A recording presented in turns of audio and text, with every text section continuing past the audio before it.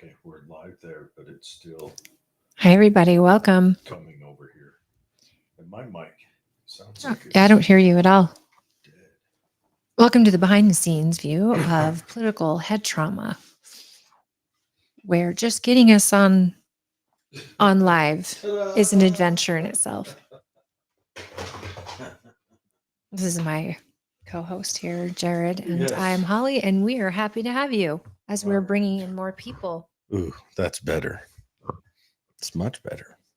It's the sultry sounds of this stuff. ASMR, political head trauma. Anyway, so yeah, tonight we'll have Katie Adams-Anderton on. She is our she's a Utah County Democrat Party chair currently, and she's running for the Utah Democrat Party. And we're excited Secretary. to have her back on again. She's been Yes. on a couple of times on our show and then Yes. before. And you guys might remember she actually joined Jared on election night. So Yes. when I was at the county ballot watching. And then she was on after that when we went over elections and stuff. So we're excited to have her back. She's a neat lady. Yeah, we're excited to talk with her. I want to hear about what plans does she have for I don't know what powers does a secretary have? Oh man, secretary of the party, aside from the chair, is the hardest job because they have to maintain the list and the members. They have to keep the minutes. They've got to send out the chairs, called a meeting if their bylaws are like ours. And their job is information. I mean, they've got to be on top of it with information, keep people organized. It takes a special skill to be a secretary, and the best people that are the Tracy Shaws of the world. Mm-hmm. She was our party secretary. Okay. Just our current party secretary here, Christina. There's so much work that goes into maintaining your membership and working with your delegates, working with your voters. The secretary's got the hardest job. Okay. All right. So why would someone want to do that? It's a good question. I don't know. A lot of people wouldn't want to be chair of a party either. But yes. I think that people that run for these party seats, they have a love of party. And what I've experienced, I'm sure it's the same on the Democrat side. They want to preserve the integrity of your party. Okay. And that could be, I mean, I don't want to speak for Democrats, but in the Republican side, why I ran and why I continue to run is because I really, really believe in a conservative, well-run, small government mentality. Mm-hmm. And I believe in the party's platform. And so, hi, Fred. Tracy wants it to be done correctly. Tracy is queen. She's amazing. But someone like Tracy, that gets so, I mean, Tracy loves a good spreadsheet. She loves organization. Mm-hmm. She loves numbers, and people like her are special in the sense that they can do things that people like me incapable of. I mean, my ADD, the second numbers are in front of me, it's like I check out. And it's literally what you see in my brain is da, da, da, da, da, da, da, da. You don't speak very good binary. I don't. And of course, we are the era where we were raised learning technology, and we were raised teaching technology to our parents, to our kids. But now I feel like I'm in this place where now my kids are teaching me. It's crazy how it comes to them. Like, like a 3-year-old can sit down and navigate like an iPad and a 3 just off the bat. When Ryan was 2, she could show my dad how to open his phone, go to an app. I mean, I think she taught him how to play Candy Crush on his iPad. And that was the last time we ever saw the man. But it is, they're so used to it, and it's so natural that it's definitely, we've come to a different place. But as a secretary, a good Excel spreadsheet can go a long way. Keeping track of data. Data is key, as we talked about last week. It is the key right now, and it is so valuable to organizations, to groups. Just having your people and access to your people and giving them information. And that's where the secretary comes in. I know the chair will usually, when they send anything out to the group, they send it to the secretary to get it out there. Secretaries help with campaigns, making sure that their candidates have accurate information. And again, I'm interested to know how the Democrat Party works, because I think they've got less delegates than us, or their system is different. I don't know. After last year's election, delegates, I don't know if they had a caucus night. Would have been the same night as ours the year prior, but it's just very, in Utah, the Republican Party here is run very to the line in our platform, with our delegates, with our caucus system, with our convention system. Like, that's something that's hard to understand for most people. So you have to have that desire to understand it. But I don't know what the Democrat Party does different, if they do anything different. But yeah, you got to really believe in stuff. It does sound like, for some reason, we're not going to Rumble again. This is just a day. Rumble's been kicking our butt for quite a while. I may have to just do a. Well, and my Facebook is acting so weird. Your Facebook's been doing that for a minute, hasn't it? Just last week is when it started, to where I couldn't get in. And maybe I just need to erase the app and reload it. I don't. Yeah, I'm on Wi-Fi. I'm on Bluetooth. Just weird. Yeah, but anyway, so Katie's coming on. We're excited to talk with her. So let's talk. Let's talk really quickly. As everybody knows, the big Epstein list came out, the Epstein file. I think that we were winning so much that we had to get ourselves a black eye, and this situation was definitely a black eye. I don't know. Is it a black eye, or is it just? It doesn't seem like it's really anything. It does to me for two reasons. Okay, one, go on. She went on Jesse Waters' show the night before and said, I've got this information on my desk, and I'm going to be releasing it tomorrow, and it will disturb you, and full transparency, yada, yada. I'm paraphrasing. So there was this big workup. Then, now, from what I understand, there was a number of influencers at the White House. And from what I've seen, again, just on X and stuff, is the influencers were there to meet with the vice president. But they were brought into a different room where they got to meet the president and Pam Bondi and all, Cash. And everybody was given this file. Did you see it? The Epstein I file. saw I didn't. And then we're immediately paraded out in front of the press. Yeah. So they didn't get to open it, look at all the redacted items. And I just thought that was maybe an attempt for a certain perception to go out there. Like, here we go. Here's what you wanted. And we want you influenced to talk about it. Promises made, promises kept, and really get it out there. But, wah, wah, wah. Well, it doesn't have any names in it, right?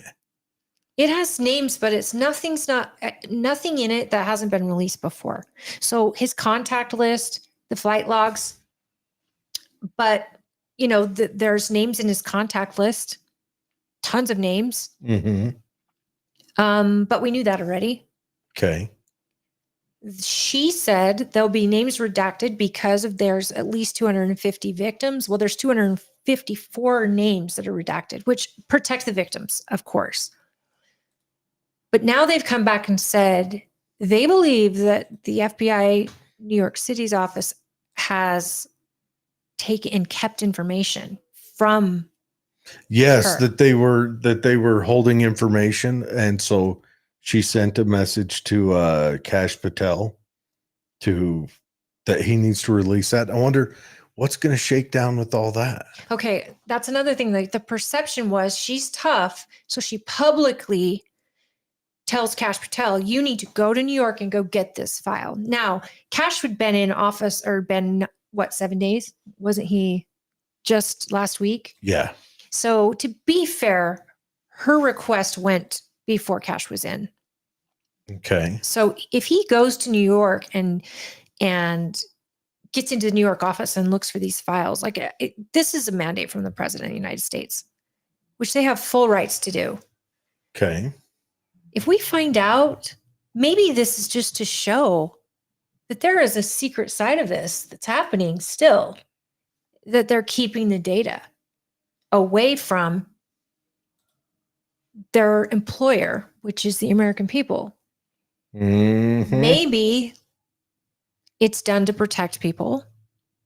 Maybe it's done to try to give Trump that black eye on his administration, which I don't think it does, really. Who would be trying to give him the black eye? I mean, Bondi wouldn't, would she? No, I don't believe so.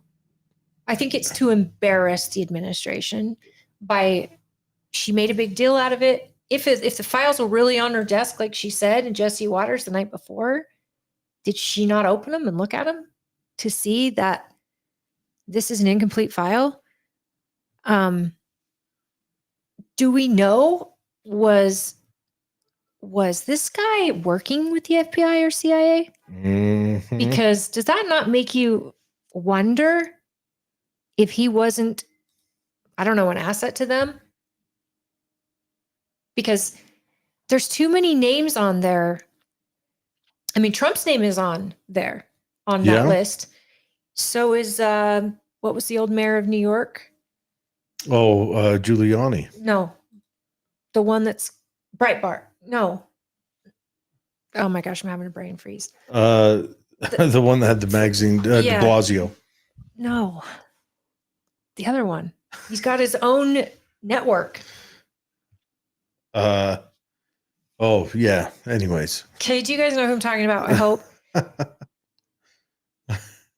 Well, I'm Hi, over here. Main Street Media, Utah. Yes. Yeah, we need to mention we're here kind of on behalf of Main Street Media. There are they've helped us out with everything, including the programs that we are using right now to stream with, all except for Rumble. I don't know why Rumble is completely hammering us. Yeah, so back to the Epstein debacle. Okay, yes. Kash Patel is going to go there and hopefully figure it out. But do you think it's a debacle? I mean, well, here's the thing. Really think it is.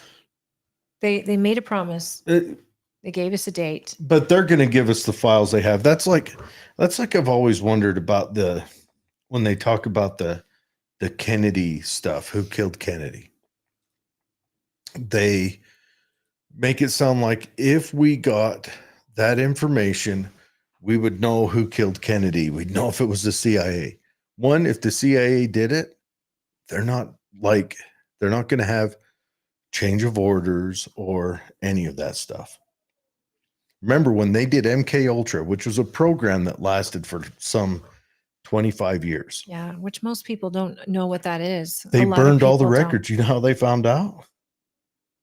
There was a couple of errant receipts in a finance office that they forgot to burn. This is what and I'm then they afraid had has to happened. backtrack all this. The FBI, I promise you, all of the FBI's antics during COINTELPRO wasn't on receipt. Well, this is the problem, right?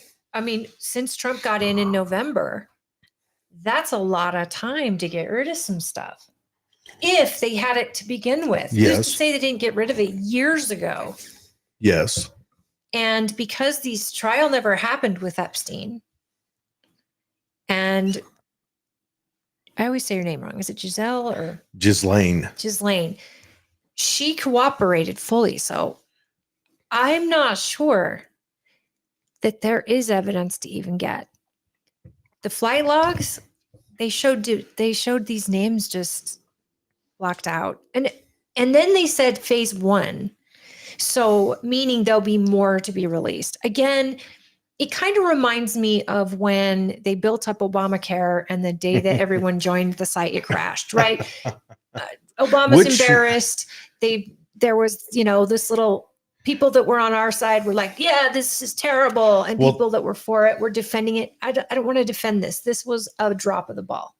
That Obamacare is what they've used to enable DOGE, though. Because I just mean the website and the website situation. to make the website run. This is my understanding. Okay. Oh, and the Obama phones are used to track the undocumented that are in this country right now. Is it? Nothing is free, folks. Well, I heard. Okay, on track. Okay, this is my understanding. Again, you guys are listening to someone who doesn't understand what he's saying. Great. Welcome to political head trauma, folks. when Obamacare was failing, Obama set up a kind of an internet, or not an internet, a networking data organization in the government that could, I guess, kind of mesh network all the government networks that weren't being used and use the power of all the other government networks to make Obamacare succeed. Like on its face? No. Or to make it successful. To make it actually work. To make the website work. Not to make Obamacare. But that was after the fact, because the website didn't work. It was after the fact. He had to do that. That was a fix that they did. So they set up this whole new organization, made this fix, and then that organization just sat there.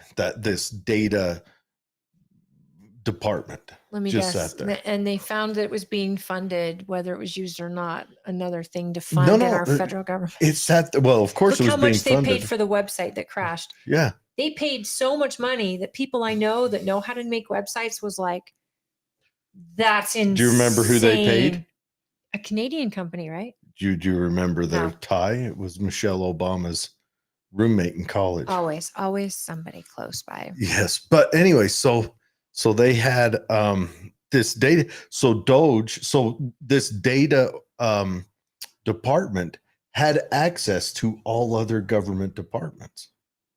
So DOGE was able to take that data department, and it already breaks through like the initial firewalls or whatever. What's the NSA for? Into the other departments. Oh, the NSA is to spy on us. They don't spy on themselves. Although we got. This is crazy. Fred, given the volume of communist, what is that word? Where I'm. I think apparatchiks in the FBI, they will continue to defy Trump just to show they can, and I hope they get bit. And I don't want to lead into that just yet. Daniel says we don't need any Democrats in any office.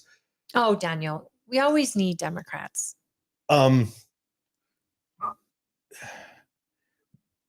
in a while, look, Superman is pretty boring if there isn't Lex Luthor. That's where I was going to. So. There we go. We need to know. We need to know who we're but standing then again, up against. To me, the Republicans are kind of evil too. But that's just to me. So I did hold that thought, Fred. I want to come back to that because we got to talk about that here in a minute. Because I've been digging in on this story. It's another hilarious, crazy, wild thing. So Obama set up what is breaking the big government, the deep state, whatever you want to call it. And it's great. How about that Obama? They found out that Obama through the ACA had was it $28 billion a year he was getting paid for His royalties royalties on that. on the word Obamacare. What in the world is that? We need to. How is that legal? How does We a need to president steal every dime. trademark? You know what? All you commies out there griping, because I was digging through Facebook earlier, and everyone's like, "Oh, we need to take all the billionaires' money," and that's the first billionaire. That's the first one we go for. Is he a billionaire? If he's getting 28 billion a year, This is the thing. just I don't automatically know. 1 year, a billionaire. It's so hard to wrap my It's mind ridiculous. around how that gets how people get away with that. It is. It's blatant. It's in your face. You know what? You got tackled in the park and held down while somebody Whoa. Remember when Paris Hilton stomped in your okay, head. I stomped. Okay, I thought you were gonna go somewhere else. Remember Oh. Paris Hilton when she trademarked? That's hot. Oh, She was supposed to get royalties for that. Was she really? And she tried. I'm not sure if she ever did. It's not like she coined the phrase, but Obamacare was like said to be almost offensive, like a bad word. And for him to get paid on royalties for that, Bloomberg. That's Bloomberg. whose name's on the list. Okay, Bloomberg. Oh yeah, he ran against Trump two laps ago. He was running as a Republican, trying to challenge Trump Do you on guys that. remember, or just look at it this way: in a place like communist wherever, or let's look at fascism, for example, what Trump's being accused of. Okay. Hitler. Uh-huh. It's not that Hitler could get away with stuff and people were like, oh, this is fine, or we're going to stand up to him, we're going to take him out. No. You couldn't stand up to him. Yeah. You would be killed, your family would be killed, Yeah. and there would be no evidence you were killed. Yeah. Because every branch was supporting him. It's why Putin's enemies fall out of windows all the time. Well, it's in the word fascism. Fascism is the government and the private working together to benefit the government's society. With the keyword being, I think for me, it's the fear factor. Well, It's like when it's just like when there's no true private property. Which means there's no true business. You don't really own a business. But you're terrified, as is every American, to stop paying federal taxes if you're a business, because what? Tell me more. the gun at your head will destroy you. I know. And yet they are robbing us blind in taxes, in sales tax, in property tax, in death tax, in every tax you can imagine. And yet we started a revolution over tea. Once upon a time. This is so crazy, but we're living now, or we have been. Now the light is shining on all of this disinfectant we need to get out and get all this bacteria out of our government. I promised you this is going to shine on Republicans as bad as it's going to shine on Democrats. It's going to shine on the good guy, which is our law enforcement. It's going to shine on our businesses, on our energy, on everything. We've got to be ready for it. But the FBI in New York, if this is all true, who's to say they haven't shredded everything, burned everything, and that some of those agents might be on the list too? Or he could have been what did he do for a living? What did Epstein do for a living?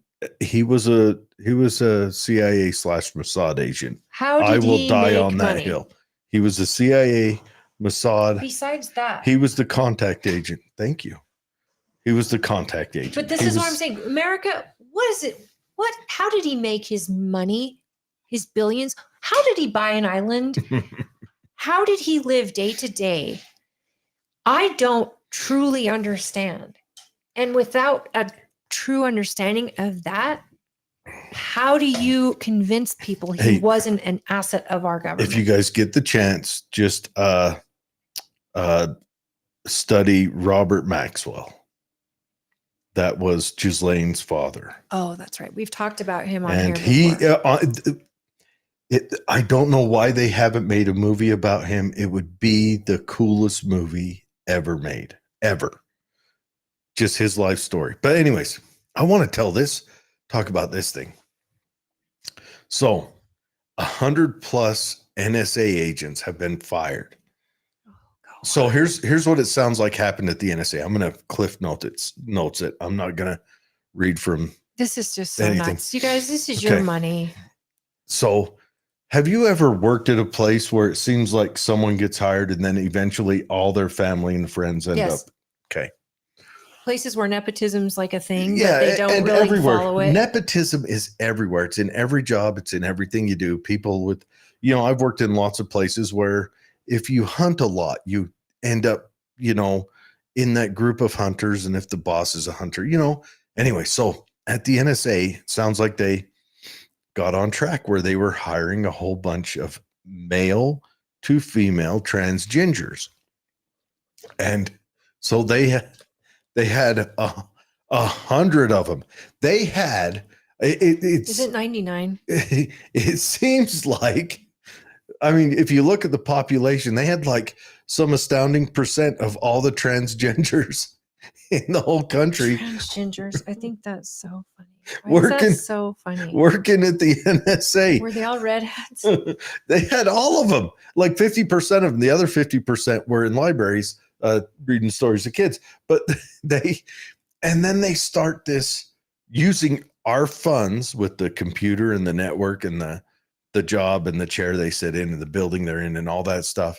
Aside from, capturing whatever you send to your significant other, they had a like a chat thing. I don't know what you call it. It's a private messenger group. Yeah. And they're just on there. And I guess some of the stuff that they were saying to each other was leaked, and it is jaw dropping. It's intense. It's not for work. So if you were to read it Oh, it's not in safe. work, you don't want to do that. But this is the thing about it. This is a government business Mhm. that is so DEI. Everybody is Uh-huh. on their best behavior, walking on eggshells, mind Uh-huh. you. I've worked in places where I've gotten my brother a job, or Sure. some places will give you money if you bring people Sure. to the job. But this was like so inappropriate, and it was a huge messenger that was for company use only in the NSA. So you assume it's private. And it was explicitly Very sexual. And they're explicit. lining up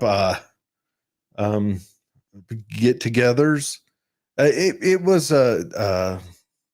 It was gross. it was NSA Tinder It would be gross or if Grindr. heterosexuals were doing it. And it would well, get you fired if you were doing it. the or stuff even, they were saying. It was no different, though, than the people having sex on our Senate floor, like after hours. You Like, know this what? is just so gross. You're I mean, yes. it's considered a private group, God, how would I? but on company time. Yes, on our time. You know what? Yeah. It's just Our time, our dime. it's just insane. It is I don't know. I'm ready for it, you guys. I want to. Jared and I have talked about this before, that in a perfect world, he would Calvin Coolidge this be. Go in and just cut. And then if something needs to be rehired, or, if we realize there's an essential class of departments that are a necessity to the country and to America, then they rehire. Yeah. But I almost think we just burn it down and start over. The Great Reset. A buddy of mine at work, he's a Democrat. He's not a Democrat, but he's an independent that hates Trump. He said, well, I like the way Clinton did it, where he just didn't hire people as attrition. And he says, it would take 20 years. I says, Clinton only had, when Clinton started that, he only had 4 years. And what was it? Didn't he let go 300,000 people in the government? In the end, but it took him all 4 years to do it. Right. And the it last 4 balanced years the budget. were a lot of drama. Look, Trump's my YouTube isn't pulling this up either. Trump only has 4 years, and I think you got to go hard. We got one shot at this, and then, but we've got to. Here's the thing that I'm concerned about is that we're going to do this, and then a Democrat will get elected, and they'll just explode government. where we need to, Mainstream Media Utah, we need to show them the value of this. So we've got, the year and a half to do it. And then we've got to show them that there's value in this. We got to lower taxes, increase benefits. We got to do all that. This sucks. Everybody we know has somebody that's attached to the government, is a job. Largest employer in the U.S. Absolutely. And so this is not something that I even say lightly or with any flippancy, because I'm thinking to myself, these are people I know. This is their jobs, this is their careers. This is their security. Yeah, Mind Dave is he's a government employee. Right. And here's the thing. I would just love them to understand what it was like for us for 4 years, or people who own a business, people who can't sleep at night because they don't know how they're going to make payroll, people who have to get their taxes in by March 15th because March 15th is when businesses have to make sure they've got that check written. Yeah, they've got to do away with that every year when September rolls around. You got to hurry up and spend X amount of thousands of dollars because otherwise we won't get the same next year. No, we've got to break that right there. We've got to have an incentive to not spend what you need when you need it. Other than that, we've got to live a little humbler. And that might mean changing some policy within government. And just by saying, hey, if you come into the mid-year budget, you're in July and you realize you don't have enough money for a certain agency because they didn't spend the extra 300 grand or 300 million they had last year. You understand they didn't spend it. It went back to Treasury. Here comes July and something unforeseen. They go in and ask for that 300 million they didn't spend last year. There's so much regulation and red tape and all this stuff going on that I think it's purposely complicated. It could be, to confuse or to. Also, I think it's a bit of laziness. It's hard to run an annual balanced budget on something that can be as static and dynamic as the government would be. It's true. I mean, but I think that I don't even think senators, Congress even understands it fully. No, that's why we have parliamentarians. That's why we have secretaries. That's why we have these interns, because there's so many layers. And I'm just sitting in an SEC meeting here at the state. The parliamentarian has to advise the chair constantly because there's so many different scenarios and you fall in these guidelines, and you want to make sure that you are following your laws or bylaws. You want to make sure that you are going in correct order. But why does this have to be so difficult? The bureaucracy has nothing to do with parliamentary procedure. I'm just saying, I'm just adding nothing to do with it. That extra thing, that there's so many different layers that if you don't have people that understand the layers, which are the bureaucrats, why? I mean, you've got people changing office every so many years. I don't know. Here, pick up that little book. Let's see if we can. You need to understand what's going on, but why aren't we simplifying a lot of this? It's simplified. It's laid out. That little blue book right there in front of you. The Constitution. Yeah. Did you want me to pick it up? Yeah, pick it up. I mean, you could probably become a pro at that, before the show's over. Well, it isn't a big book. No, this is the thing, folks. This isn't a big book, and it is kind of an interesting read. And the Federalist Papers are also very interesting for those who want it to be a little more understood, gets into some of the details of what the vision was. But this is what I'm saying. Why don't we simplify some of this? And how we do that is, I mean, they haven't even gotten to the Department of Defense yet. It's going to be a heavy one. And I'm hasn't curious, passed a budget in 20 years. How much waste and fraud is going to be uncovered just going to contractors who make profit off of war? This is so immoral. Mm. Yes, we have to have weapons. Yes, we have to have all this stuff for protection and all that other stuff. But these contractors have made so much profit off it. And a lot of senators have driven us into war because of that profit they're seeing in their back end. And this is disgusting to me. And yet, it's just how it's always been done since they started doing it. That's right. And that's why I'm like, hey, just throw the whole thing away. Let's start over. Yeah. Let's kick it off fresh. Daniel, I'm with you. And yeah. And I think the parties both need to sit down and clean house inside the parties. Absolutely. Fred's comment, I just love it. It's not what you know or who you know that makes you money. That's It's right. what you know about who you know. That's right. Yeah. I'm telling you, Epstein, he was CIA and Mossad. When you say Mossad, what do you mean? The Mossad is Israel's CIA. So you think he was an asset to both of those? Oh, 100%. This is the And thing. I think he became an asset to both of those. I think he became an asset to the Mossad through Robert Maxwell, not his real name.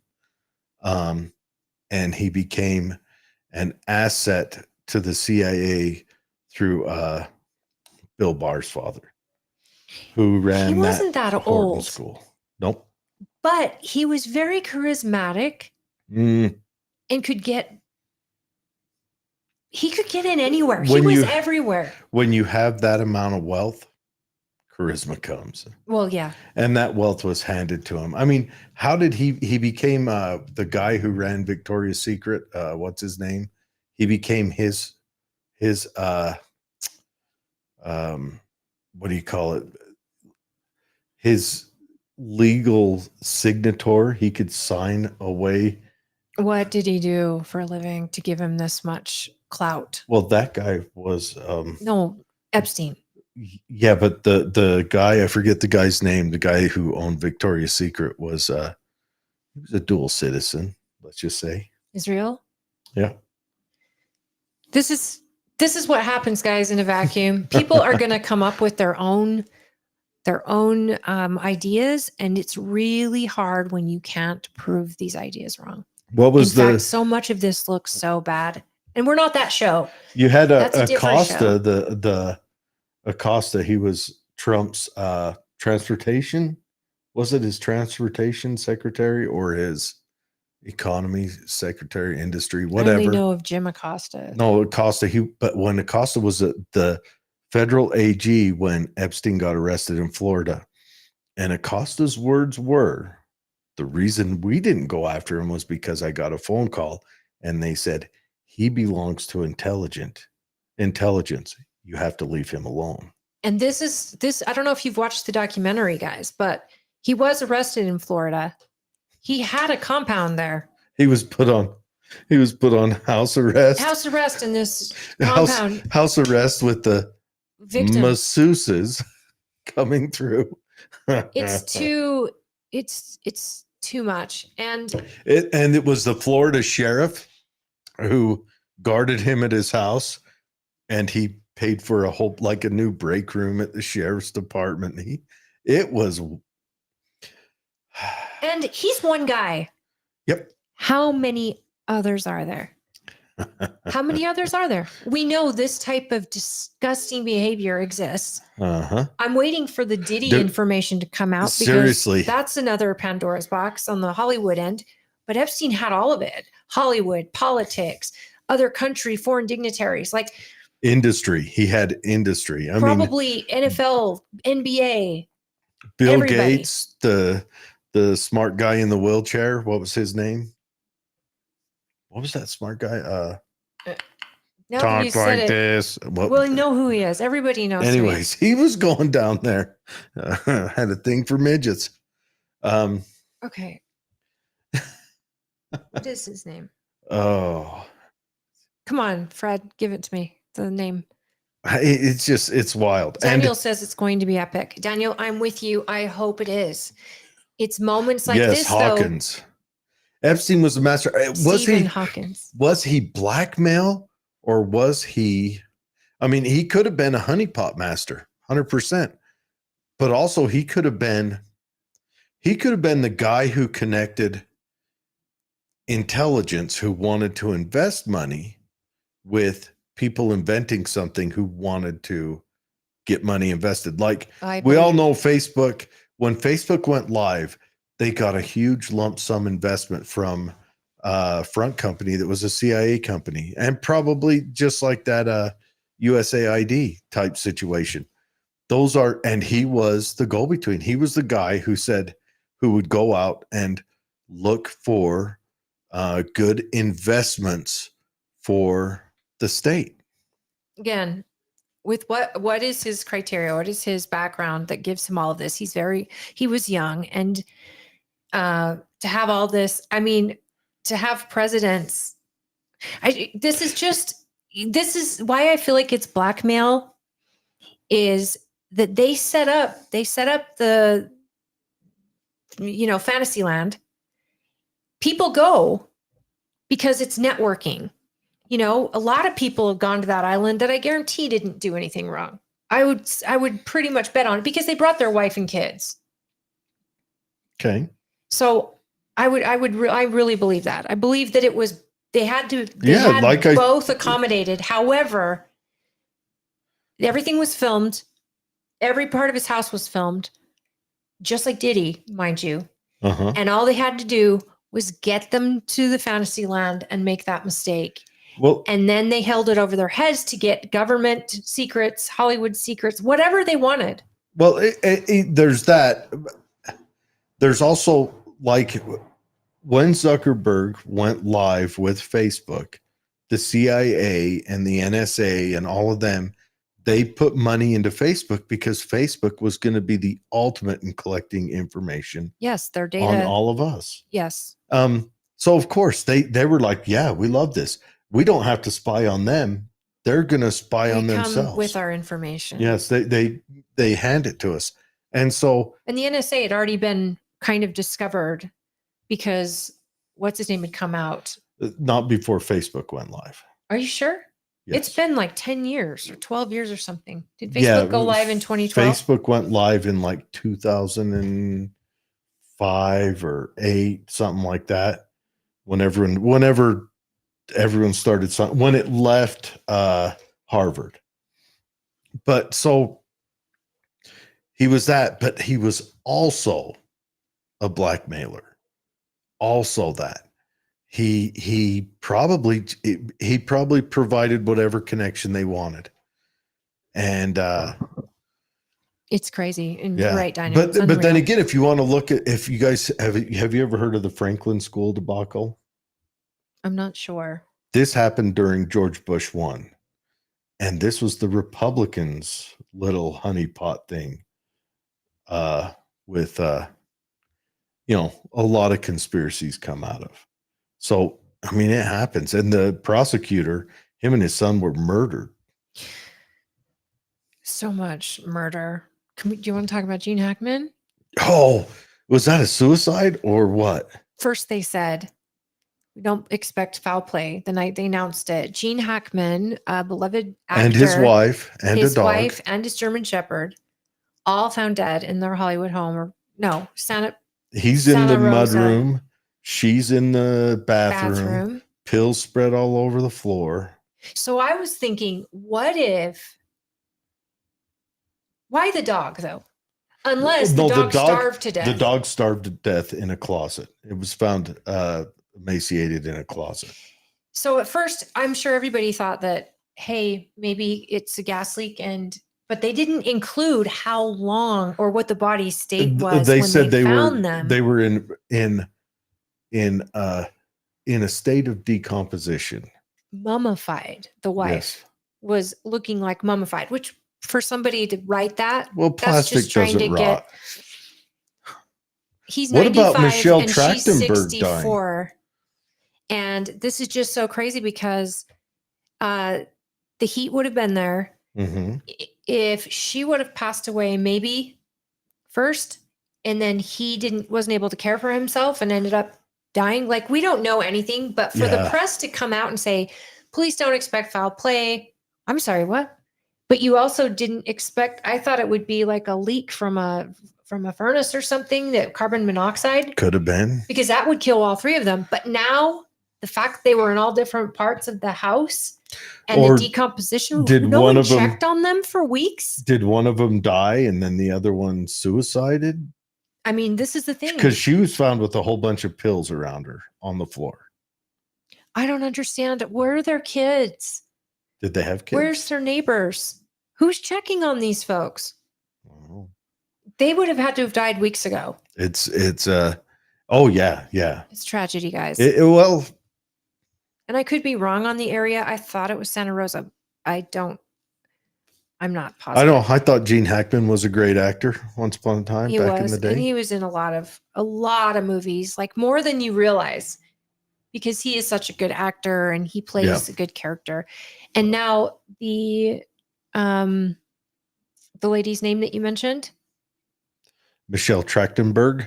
yeah, she's from the movie I first saw her in when I was little.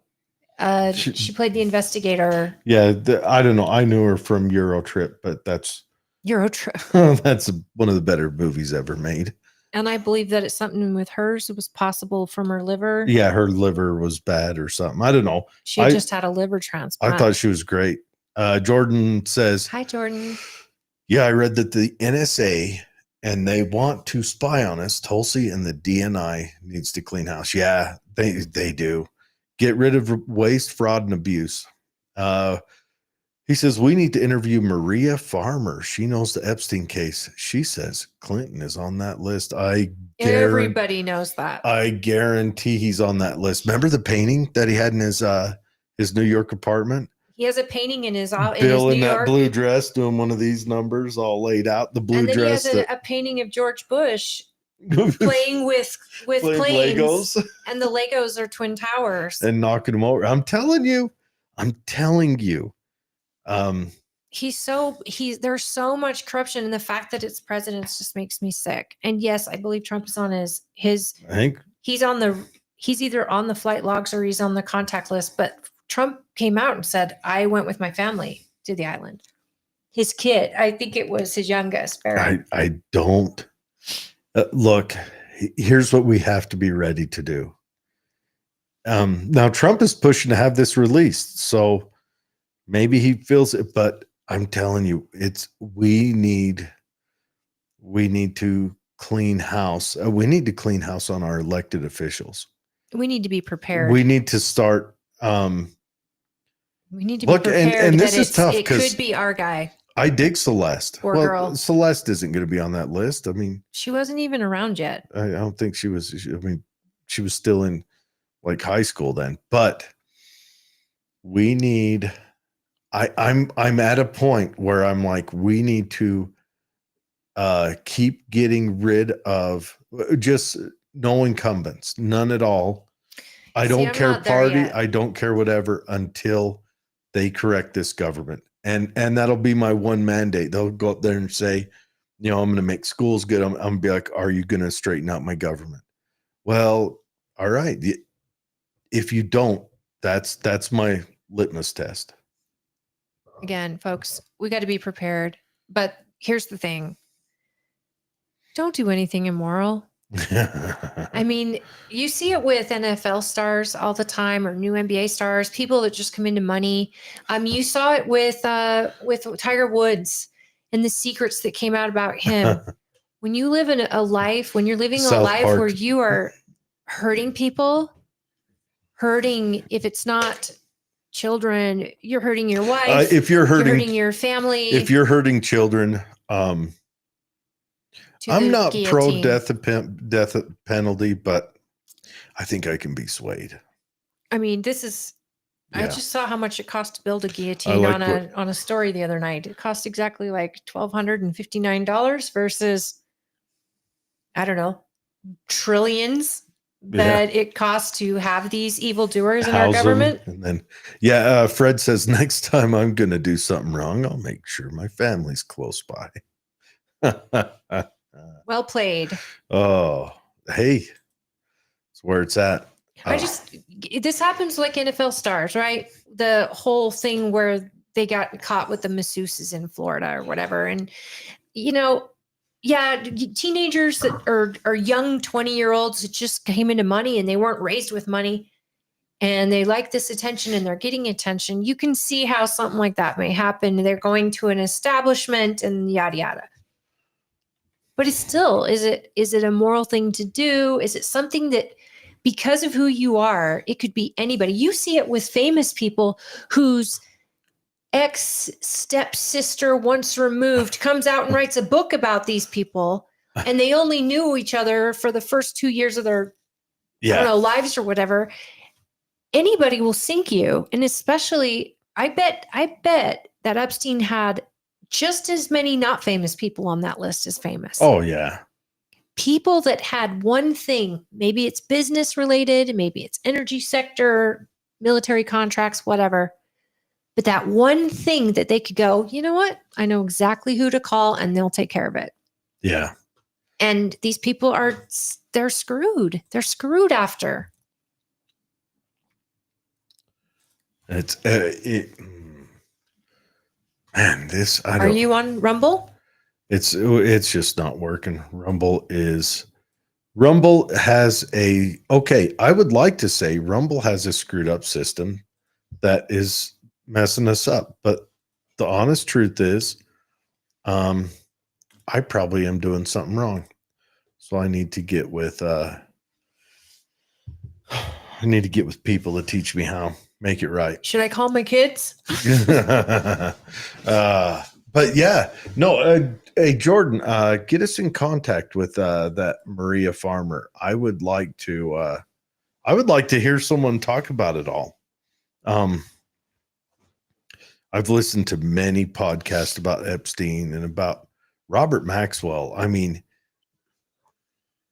his trade was arms. He was a major arms dealer, where Epstein, it sounds like he traded in flesh. But Robert Maxwell was instrumental in the Iran-Contra. Instrumental. Yeah, but he's a spy for us or for someone else? Because I know they mostly killed him, for the right? Mossad. People killed him? The Mossad did. He told Israel he wanted more money. Robert Maxwell owned a publishing company. All of the scientific magazines that came out of England were his.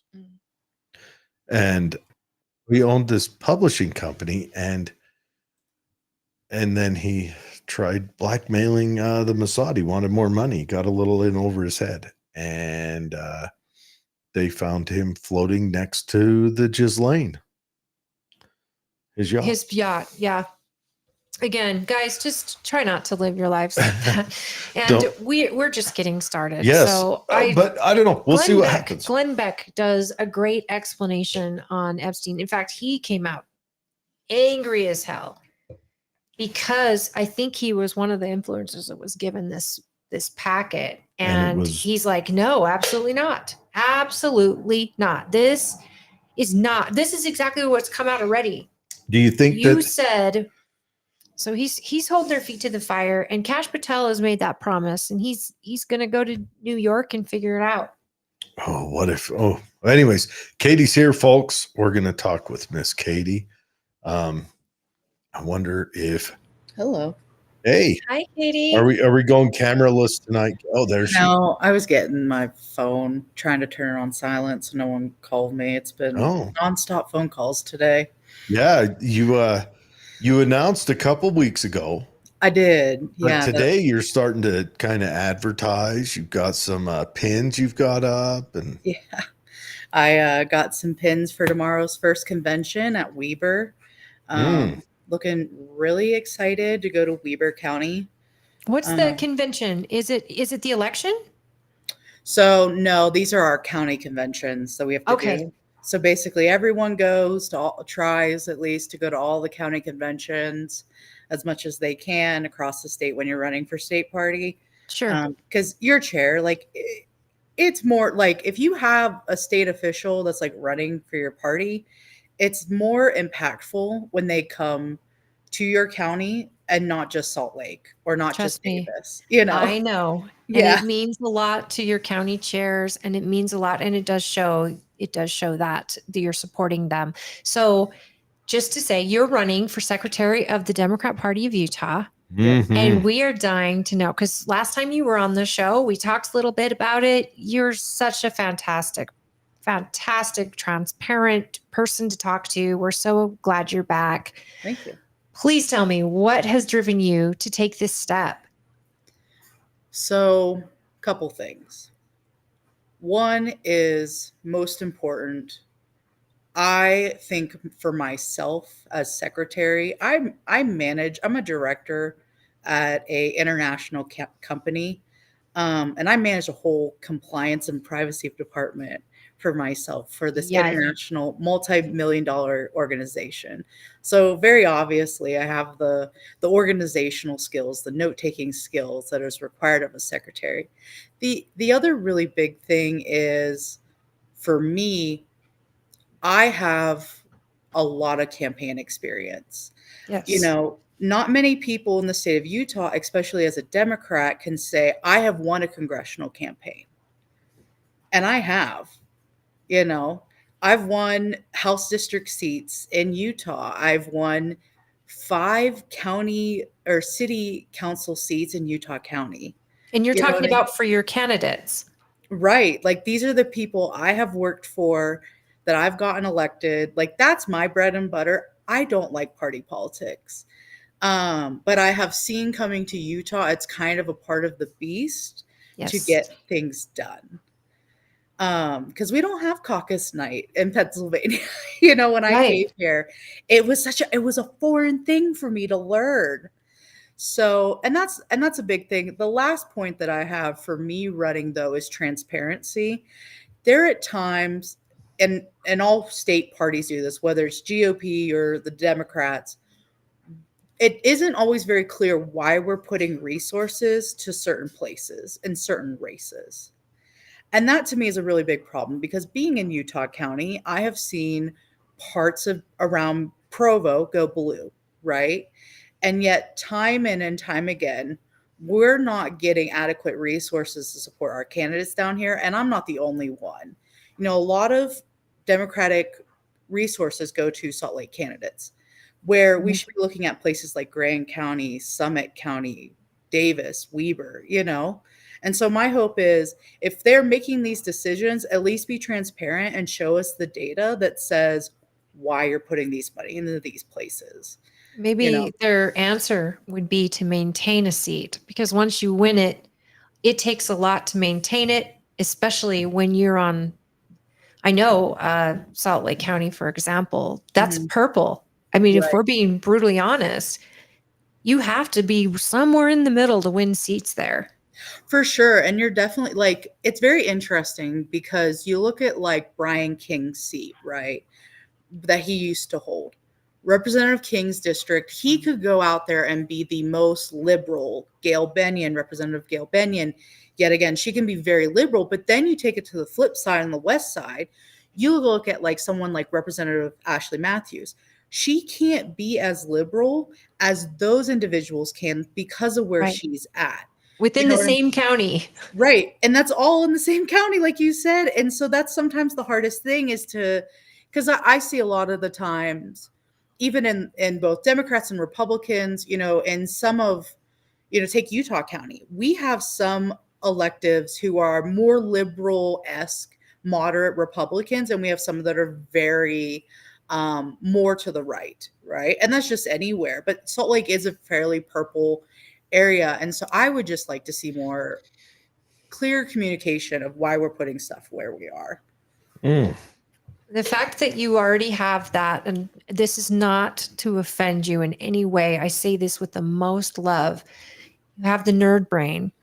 You love a good spreadsheet. You like the smell of sulfur. One of my dearest friends on the planet, who was our party secretary at a time, she could do with information. She could organize it. She could get to it quickly. She could explain it. She is now our county clerk. She's phenomenal. And was the best party secretary I could have ever asked for. Yeah, she's But it takes, I was saying before you got on, it takes a very special person. That nerd brain that loves the data and can do with data. I'm jealous. I wish, because I can't, I see numbers and I start to black out. Like I'm amazed. So you already have that. The transparency, I think, is awesome. And if you haven't seen previous shows with her on, please go back and look, because we've had Katie on, at least on this show, twice. And then you've had her on prior with David. I've chatted with Katie a handful of times. And no, Katie, the thing I like about Katie is, well, one, you're a listener. And I think maybe that might be a good asset in as a party secretary, where you can be listening and then be that voice that passes it along to the upper, well, I don't know who the other people are, treasurer and chair and co-chair, and you literally are asking for the hardest job. And I think it's harder than the chair's job, to be honest. I think so too, to be honest. Like, because the chair, like, there's a lot of work involved. You know, it is a bit much. well, you're the one the chair says, hey, do this for me. It's true. Hey, I need posters. Hey, I need to get a list out. Put that list together. I've got to go to this dinner. I I'm couldn't do hobnobbing my tonight job while without my secretary. Yeah. I couldn't do it. She's the one that keeps the party going. I have to fundraise, and chair's job is also very different and how you do it. But the secretary is the right arm, and it's so, I'm just so excited for you. Yeah, thanks. It's definitely very hopeful, nerve-wracking, because like right now, I just finished, literally before I got on this podcast, I was reading a book. It's called Listen Liberal. And it goes through I don't know if you've read it. It's actually very good. Sounds great. It's like, it was written in 2016, and it's very much like, why is the party falling apart at this moment? And it was, 2016, we were kind of, the author writes it at the end very much like Hillary Clinton's going to win, which we now know didn't happen. But he talks about how the Democratic Party has walked away from its fundamental values in the 70s with people that were like laborers, blue collar, to like, in their viewpoint, upgrade to educated people who could donate more money. And he talks about how like the party can no longer just say, well, we're not Republicans. Can I tell you what exactly it was? Sure. It's one word. The Democrat Party leaned all in on progressivism, and progressivism preaches put nothing but people who have those special certificates from colleges in charge. Experts. And it's been preaching that for 130 years now. It started under Teddy Roosevelt. It was very painful to hear that, because my dad worked in a steel mill, you know what I mean? And I think for him and my grandmother, who was an immigrant to this country, like, she bought savings bonds and stuff for us to go to school. And I think that was like, it became this idea of like, if you get an education, you'll make more money and you'll do better. And then it's like, but I know people from back home that are welders that make way more money than I do, and it's like, Godspeed to you. I don't want that job. You make all that money. And I think that's the hard thing, is that we undervalued that. And now with the Democratic Party, like, we look at this last election cycle with Trump winning, a lot of it was labor didn't come out and some other groups. And I think it's because us just saying, look, well, we're not Republicans. It's just not working anymore. Well, you don't think it's more than just saying that? I think it's more than that, but I think that's a huge part of it. It is, and that could be. I want to. Anything, actually, you're right. I want to keep advertising you for a minute, and then I want to do the hard segue to talk politics. But I want to keep advertising. I want you to give your message to your fellow Democrats. Like, what do you want to be secretary for? What do you want to provide? What values are you going to bring to them? You talked about you've got the nerd brain, as Holly so Well, gently to be put honest, when you're elected to secretary, you don't get the forum to actually provide much. Your job is to support the chair Yeah. and to do the work of the party. But privately, your voice and your opinion can really get to the counties and show Right. up for your counties. What is your message? Is it transparency? Is it let's look at inward at our party and see where we can do better? Like, what is it The biggest thing for me is transparency, obviously. But the other thing is, too, is that one of the things I'm going to be working on if I get elected is the grant program, because it's an education aspect. Many of our, so like we have a line item budget that allows county parties and caucuses, your issue caucuses, to get grants. Get Well, grants from where? the state party from the fund, the bulk of the Okay. fund. The So problem they is, the county parties Mhm. apply for a grant from the state, Yeah. from the state party. Okay, go on. Yep. So, but none of them know it exists. Oh, And this was very acutely aware because this year, as chair of county chairs, I have been fighting to get them text banking to a lot of the county parties, because the problem is that we have about 7 county chairs who are not coming back. And if we don't get replacements, those counties will fold, and they won't exist, which is a problem. So I've been fighting to get them access to this grant money, and there isn't a very clear process. Most of the county chairs didn't know it existed. So we just want to make sure there's a clear way for them to get access to this fund. And as secretary, that's something that I can easily provide. what would those county chairs use the money for? So And why would that bring them back? I'm curious. Is it because they're just feeling like they're alone in the fight and it's too taxing on them and they're not going to run again? And there's not a lot of people who want the seat? Or is it, they're not able to fundraise? Like what would they use the money for? It's kind of all the above. The biggest thing that we've seen it be used for is like paying for text banking, events, you know what I mean? Those kind of thing that really bring in volunteers and assistance in those situations. Because the problem is that you take a small county like Morgan County. We used to fit at their county convention inside a very tiny coffee shop up there. And there isn't very many members. And so they get frustrated and they feel alone because their county chairs are the ones banking a lot of these parties. My county included, there have been times I have paid for things for the county that I probably shouldn't have, but it's because I am concerned about how much resources we have, I've been there. Yeah, and it's a part of the life. So the hope is that we can make it a little bit easier for these county chairs to not feel like they're alone, to be more of a partnership relationship with the state party.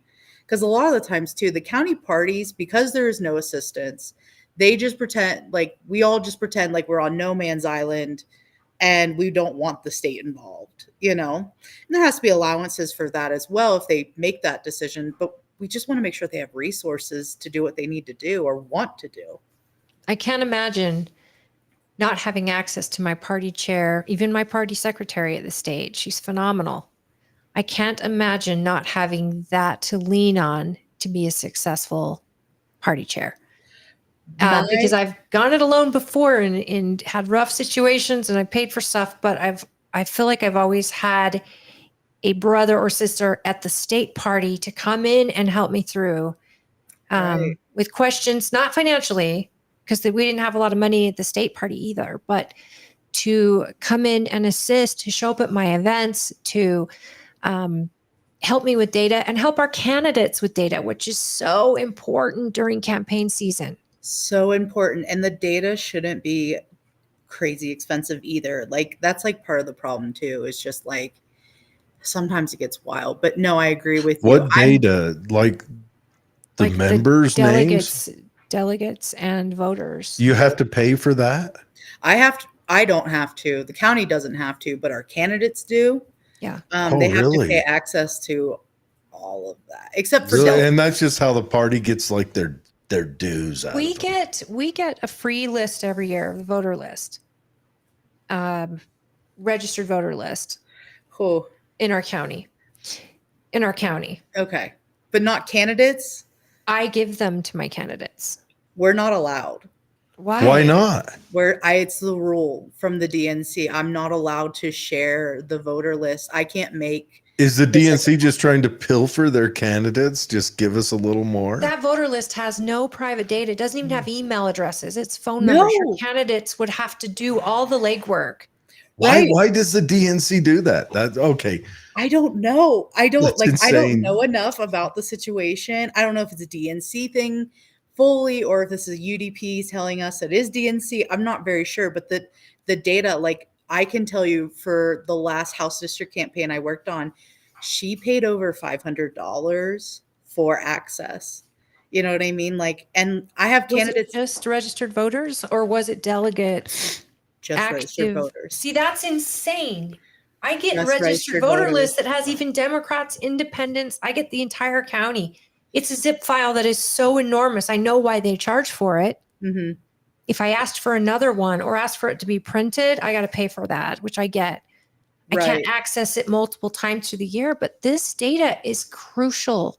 Right. It's crucial to candidates. That's wild. Yeah, it's crazy that because like you pay it for once typically for the cycle, but like once you're done, it's gone. Like they turn off your accounts if you don't win. If you win, Is it the whole?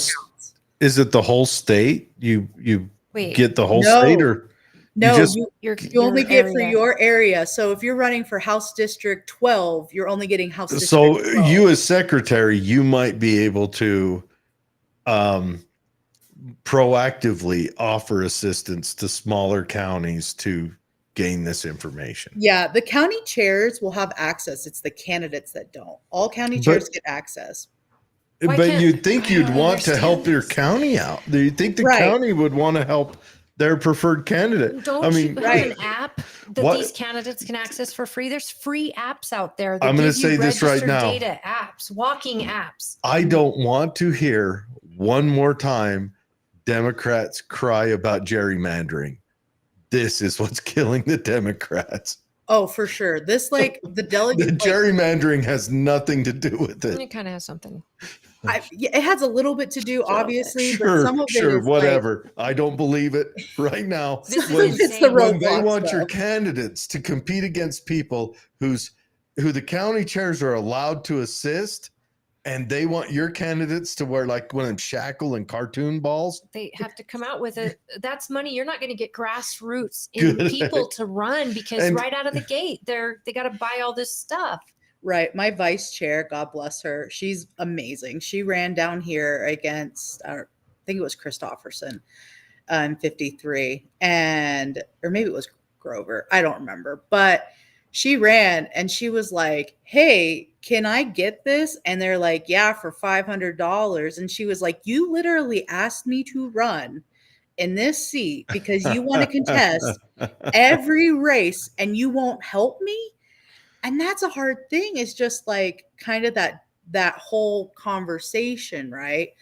Like the one person that's running in the race, Angela Charles, which I like this part of her platform, she wants to give vote builder access to people of either that are like union people or, certain classes of individuals, you know what I mean, that could benefit from that, get like a grant from it. Everybody can benefit. Right. And I was like, that's a great idea because it's then helpful. But yeah, it's that whole part of like the voter data and the access to it with candidates. It's sometimes it's a shit show. This has to be like being in a Republican Party in New York or California. There's a reason they're on the bottom because they're those fish that suck the side of the walls in the fish tank. Well, it's really sad too because like I think the other problem is that when I look at the Utah State Party, Democratic Party, the one thing I think that's going on is that we lack creativity at times with how to get people elected and like what it's going to take. And I think we also lack just sometimes bodies, you know what I mean? Oh, definitely. Because this last election cycle, I don't know if you felt it in Tooele, but like volunteers, man, like they were so hard for people to get. Yeah. And I think the party, and it's a part of my website, it talks about it. And I mentioned the fact that we have to look at the volunteer base and figure out why people are leaving and kind of like mitigate that. That is the hardest part, is getting those bodies to knock on doors, to do a honk and wave. Having Right. ran a candidate's campaign as a campaign manager, I know that the volunteers that we did have, when we were working them to the bone, bless them, they were awesome. But it's hard. And it's, I mean, they're giving you something more valuable than money, and it's their Right. time. And so I think both parties have that issue, is getting people, and you want to control the message so that when you do get these people, everyone's learning the same thing and they're not going rogue and potentially hurting your candidate or getting in these debates with folks or going, this is the thing. I would never ever want a candidate to go out and knock on doors without exact houses that are either independent or Republican, because I don't want them to get Democrats angry. If Right. Democrats don't want them there, that's why a list is so crucial. And it is voter privacy information is public in Utah. So a list of voters is available when you go to voteutah.gov. These candidates, this is why you have parties. This is the whole reason you have an organized party, to help you as a candidate get your message out to the people who see your values and feel your values. Right. And in our software that we have for the voter stuff, like, because working on the campaign, I could send list of volunteers and say, this house is Republican, don't go there, or there's been past history of the individual being threatening and saying, please don't come back. And I could filter those people out. But what makes me nervous is these new candidates, like my vice chair, you know what I mean, who can't afford those lists. And she goes to the door to someone who's like very upset with her, and, you know, something bad happens, or she hates it so much she never wants to run again. Like, we don't want that situation to happen. No. It's bad. It's a bad image for your candidate. And people get crazy when it comes to politics. They just can't have a conversation. No. This is just blowing my mind. I'm sorry. Okay. This is something that these apps, they're free. These apps, Utah voteutah.gov has the voter information, and usually you can get a candidate that is running for a House district. They just get that district. Mm-hmm. And then you should be able to type it into an app and get it. There's a lot of free options out there. As a party, girl, this is what you run with. I mean, yes, you've got the data down. Yeah. But more than that, you know how these campaigns work. You know what these candidates need to win, and data is crucial, which makes your position in that position, whoever's running for it, they better know how to work the data. Sure. So is the party chair, are they going to be the same person, or is that up for election? No, Diane's not running again. So it's up for election too, huh? So you'll be is there going to be any incumbents in there? So the only people who are incumbents that are running is Oscar Mata for vice chair. He has a slew of really good competition. And so he's already a vice chair. Yeah, He's already the vice chair. He doesn't want to try stepping up to chair? No, I thought he would, but Brian King's running for chair, and no one wants to. Well, there's people who are trying to go against Brian King, but Brian King just ran a governor race. Yeah. And I don't think anyone wants to go up against him, because in the party, Brian has a pretty stellar reputation, to be honest, because like he is someone that when, like Utah County, I'm going to use us because I've done this. When I needed money bad for something, I didn't call the state party. I called Brian King. Okay, so And he had money to me immediately. he makes stuff happen. He That's does. great. No, that'll Yeah. be good. That's interesting because That'll make your party more relevant for sure. 100%. Right.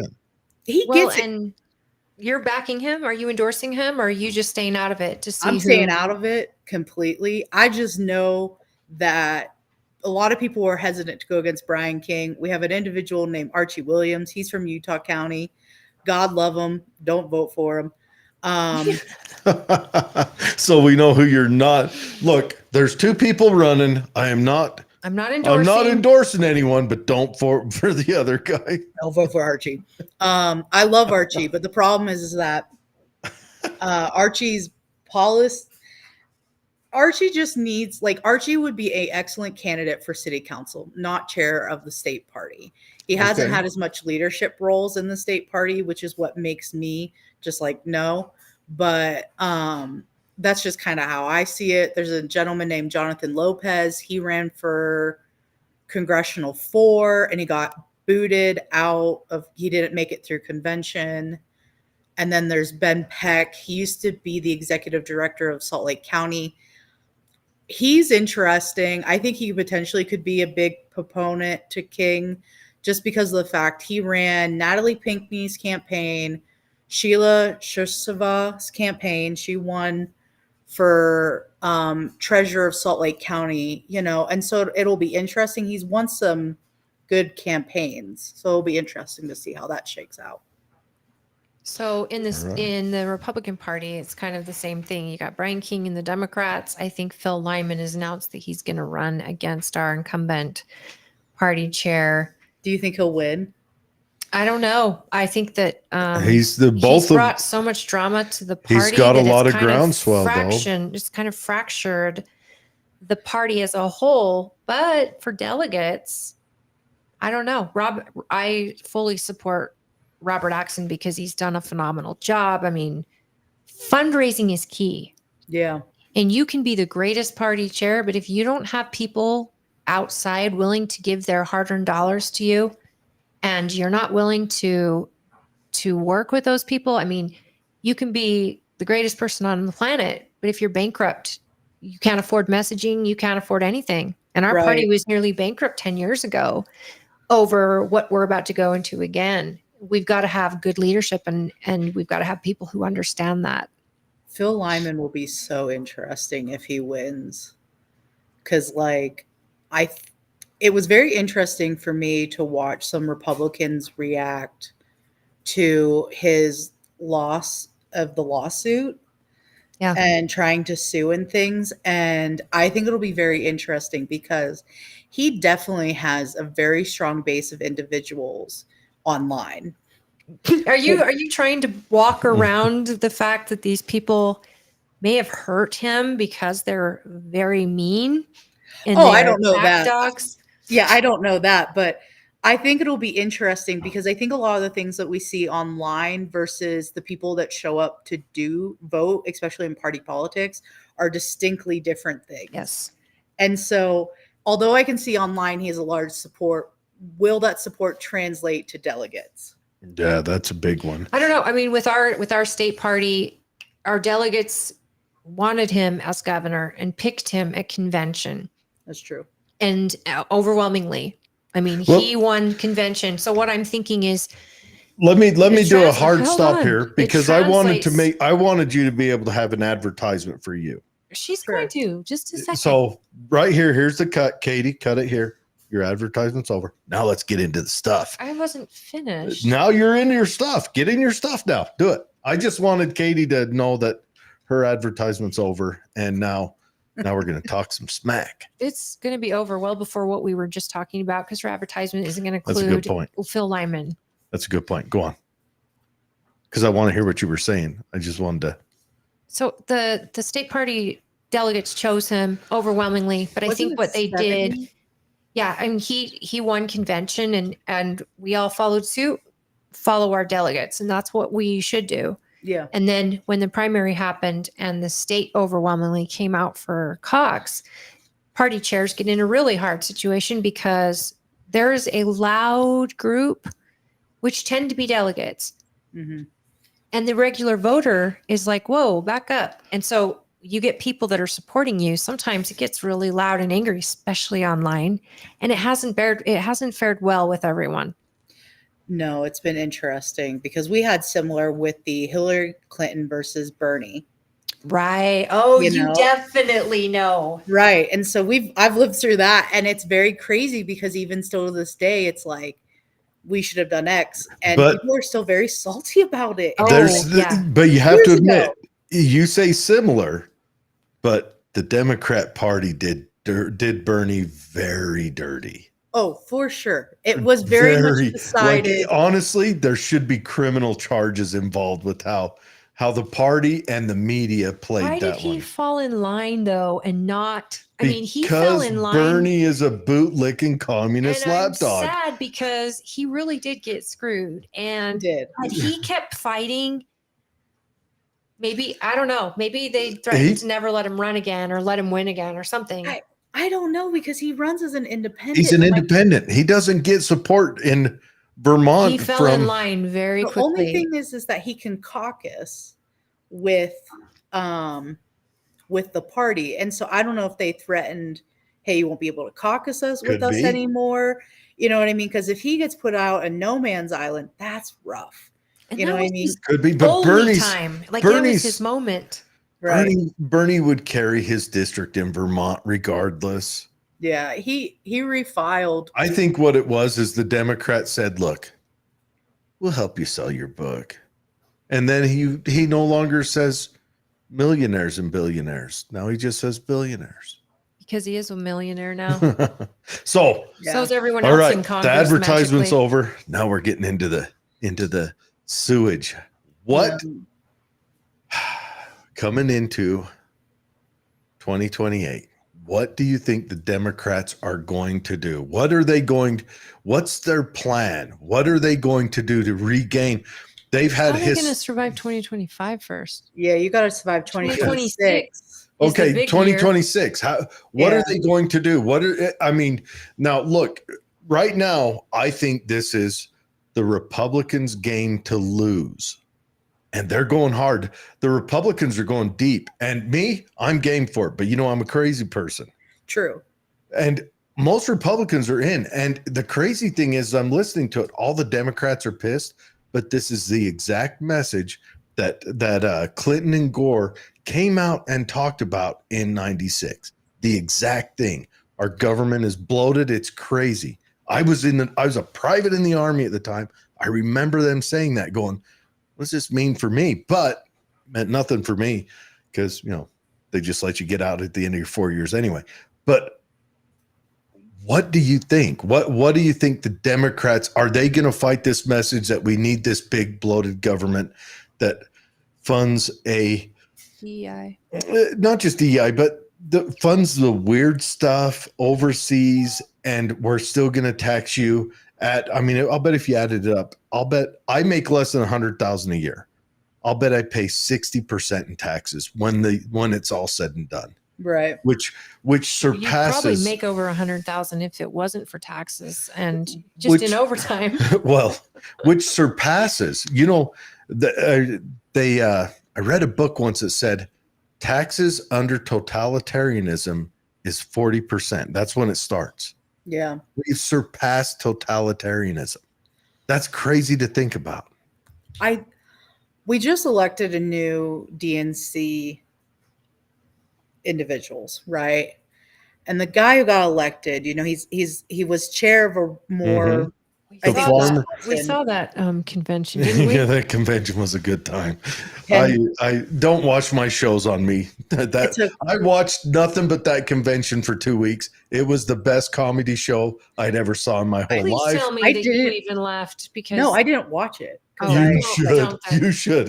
It is all black women saying you need to listen to me because I'm black. It's David Hogg sticking the spaghetti up in the air saying, I'm the guy you want. And then the farm guy, what was it? Minnesota Farm Caucus president. Yeah, chair. Is that right? Yeah. Yeah, All something right, like anyways, that. go on. Farmer Democrats. Yeah, it's something like that. I don't remember the official title. Yeah. I think it would just make you mad to watch it. I mean, they Oh, got up it's- there and gave their list of DEI It's requirements fantastic. rather than saying, I'm the hey, it I'm doesn't the matter first- who I love or what color I am. I'm excellent at this, and this. This is what bothers me. It in was these- all identity. It was You're- like if Trump got up there and said, "Vote for me because I'm orange." Right. Well, it's definitely so I don't watch like DNC level things because I don't care about the national level typically. I only care about state. It's been my bread and butter. That's what I care about. State and local. Because the national things, I can't fix it and I can't do anything about it. And my blood pressure goes high and then I want to throw something. That's a Ain't good worth point. that. The thing is with some of this stuff is I think some we'll say adjectives about yourself, right? You're an immigrant. It has value because you can say, when I went through the immigration process, it looked like this. Right. But I think when it starts becoming this like the only thing that's about you, that's where I have a problem. And like you've centered your personality on just this one attribute, and there's so much more about you that I think would be beneficial to talk about. But I think right now for the party with who we have elected, it's very interesting because we have someone who understands, hopefully, rural America. And these are the races I think the party at national should be really looking into and investing and deciding where can we run in 26. Because you talk about 28, as like the year we need to prep for. I think it's more important to get control of the House and the Senate before the presidency. For sure. What is the Democrats going to do to get young men back? I don't know. Like it baffles my mind. Young men, like I said, blue collar people. Like how do you bring these people back? And I think one of the bigger things is. Let me ask your opinion on how they lost them. You gotta let her finish her sentence. She just said the biggest thing is. I think how we lost them. I can tell you from the young men I have spoken to, they feel like if they're not LGBTQ or a person of color, they don't belong. And that their opinion matters less. And that has been hard for them to live with. And it's very upsetting because I can't imagine that level of feeling like you don't belong somewhere. Although I think for many years we have potentially dissuaded, minority voices. Just because we've dissuaded them doesn't mean we get to dissuade others as well. And we have to make a community at large that's going to work for everyone to the best of our abilities. So I think we have to give them a voice back in some capacity. Well, your party elected white men, even young men, to run the national party. So maybe it is coming back when David Hogg is there, and it was crazy to see him win. But this is why I love you, is you actually can admit that and say, hey, we're doing this, because there's so many that refuse to. Well, it wasn't just David Hogg, because I mean, in the general, Democrats had 5 vice chairs in the party. 3. I have to laugh. No, they have 5 other like different vice chair, and one of the things as they voted for it, they had to have gender parity between people running. They didn't. That's a big thing. They didn't care about meritocracy at all. Merit. It was they just sex. care. Do you have a P or a V? That's it. That's a real thing that, like, if a P got kicked off, they had to kick a V off the other. You gonna be all right? Oh my yeah, God. that's a big thing that Isn't that's that in the crazy? documents. Yeah, and I don't personally understand it at times To be the woman they kick off. Right. It would Because suck. the guy got kicked off. What is that?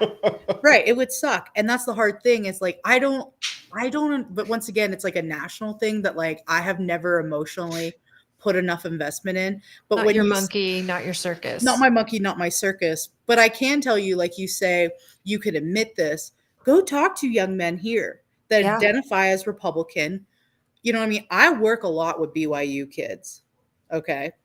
All the time. And that is a big thing I hear from these kids is that they say, I'm progressive in these certain circumstances. But when it comes to this one thing, this is why I can't get on board to be a part of the party. And that to me, like, because I don't think this is rocket science. Just go listen to some people, you know, hang out with some young kids and just listen and hear their thoughts. You know what I mean? You're going to get the truth. My God, Generation Z, like they tell me too much. I don't need to know all these things. It's true. You know, you look at him, you go, my God, my brother-in-law is 18 and he says things to me. And I said to him one day, I said, baby, I said, listen, I love you. I've known you since you were a baby. But listen, I can't help you. This is outside of my no house. This is way TMI. Yeah. I don't know what to do with all of this. Leave some information for your diary. Right. I don't need to know all this. I don't need to know all this, you know, TMI stuff. But that's the thing is that young people, they ain't bashful. They're going to tell you, you know. You said something that's very important is the rural in the voting going forward. Mhm. You understand rural Utah as Utah County can be. It's Yeah. not really that rural, but it Not is. Springville, you know. Yeah. It's not Twilla County. I mean, you've got No. six figures probably living there. Oh, for sure. But that is the homeland of the heart of what our country is. And I feel like they're the folks that came out big time in November and waited in long, long lines because they too didn't feel heard. So, and like you, I also wasn't trying to say too focused on national. It is county. You work from your county out. You're serving your community out, your state out, and doing the best you can. So as a secretary, with what you know, and coming to Utah, as somebody who lived back east where they didn't have caucus and the party was what the party was, and the party was probably bigger back east where you didn't have to fight constantly for survival like in Utah where it's like every race is everything. Mm-hmm.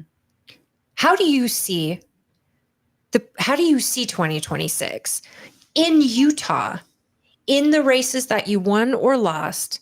As a party secretary, as a party chair from Utah County, what do you see in our near future with what you see happening now with the new Trump presidency, DOGE, all of that?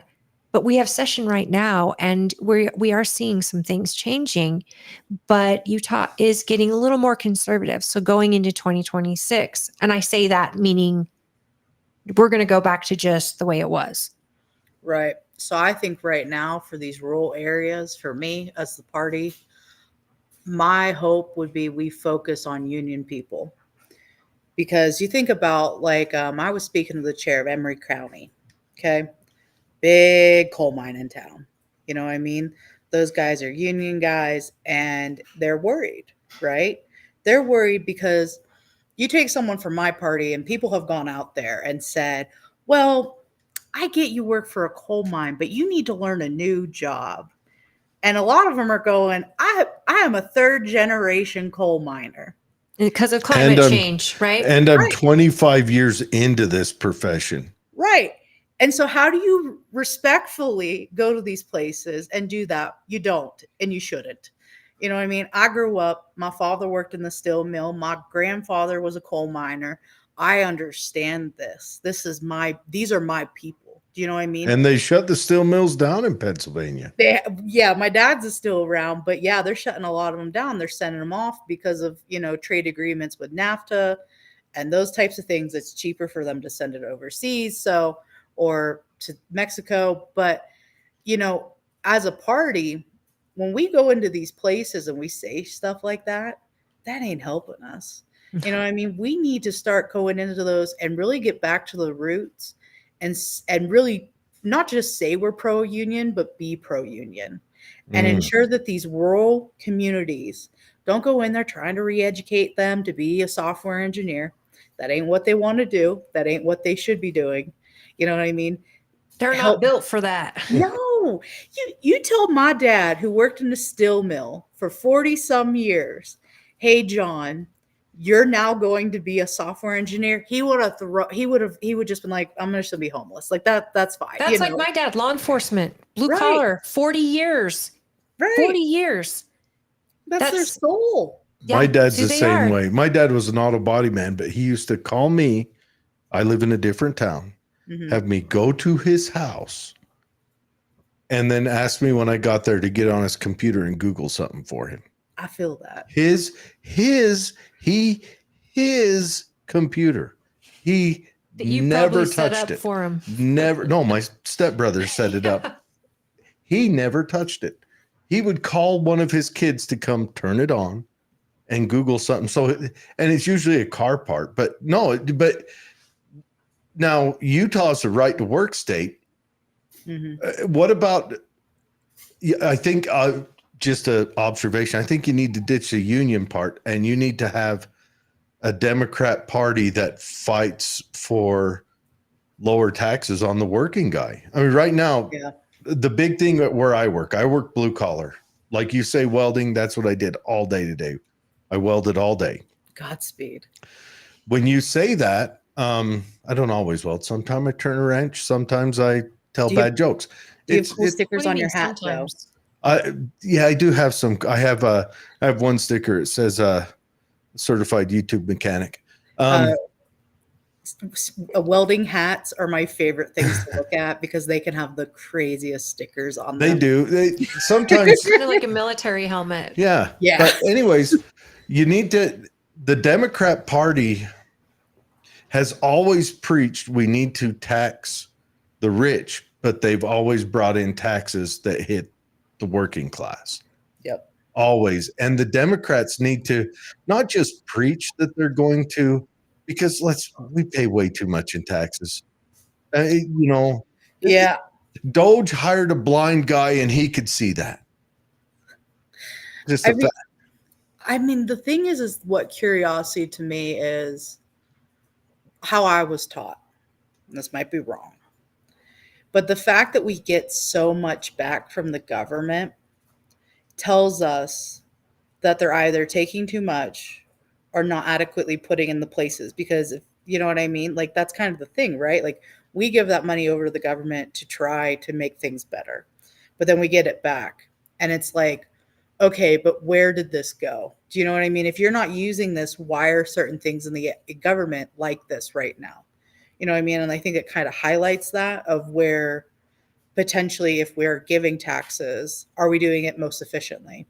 Now, the DOGE stuff right now, personally, it seems like a Wild Wild West situation. And I can't tell if it is the media presenting it that way or if it is factually that way, or because I get a lot of my news through Italy because I speak Italian, I can read Italian, I'm an Italian citizen, and there hasn't been much reporting on DOGE, but in the States, it just seems like everything's on fire.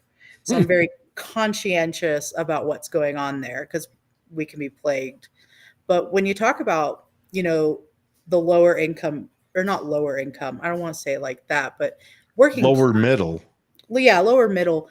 We've seen under some policies throughout since the 70s where continuously we have screwed middle and lower class individuals with taxes, with living expenses, because you take right now with immigration. Right, because we look at like your situation, you're saying I got 60% taxed, right? And you're taking home whatever X. Are you able to still afford things like groceries, rent, mortgage? Because in the state of Utah, we have some of the highest amounts of people in debt from things like homes, credit cards, Credit cards, yep. overspending, you know, and RC Willie. RC No, Willie. people haven't even had the luxury to buy furniture. My friend owns a furniture store. The Yeah. amount of repos they're doing on furniture. My It's- husband's in the car industry. There's so many repos in the car industry, home foreclosures. People are one paycheck away from utter destruction, and yet they could have been making six figures 4 years ago. Right. And that's the scary thing, because when you look at these classes, they've not been represented because the Democratic Party or whoever has walked away from them for a multitude of reasons, and they've been left behind. And that's the problem. You know, and that's where I see things with rural. We gotta make sure when we're crafting policies, we're not thinking about Wall Street or the people that are on it. We Or gotta the think about colleges. or the colleges. The Democrats got to quit giving everything. They give the shirt off everyone's back to the colleges. They got to quit that. I don't understand. You know, I helped raise my husband's one brother. And when he graduated high school, I told him, I said, listen, son, I said, you got three options in this life. You can go to college, which was a real big fan of. I said, you can join the military or you can go to trade. But for so many of these young kids, especially in Utah, they're told to do college. You know what I mean? I remember when he thought about doing military, and his some of the family was very distraught by that. You know what I mean? It was very much, and they're very Republican, mind you, but it's almost like a classist thing of, I won't have my kid join the military, or I won't have my kid in trade. That's small middle, that's small class, that's middle class, lower middle class. We are college people. That's been bred into us, by the way. Our parents wanted us to have a better life than them. And college I was the first one in my family to go to college.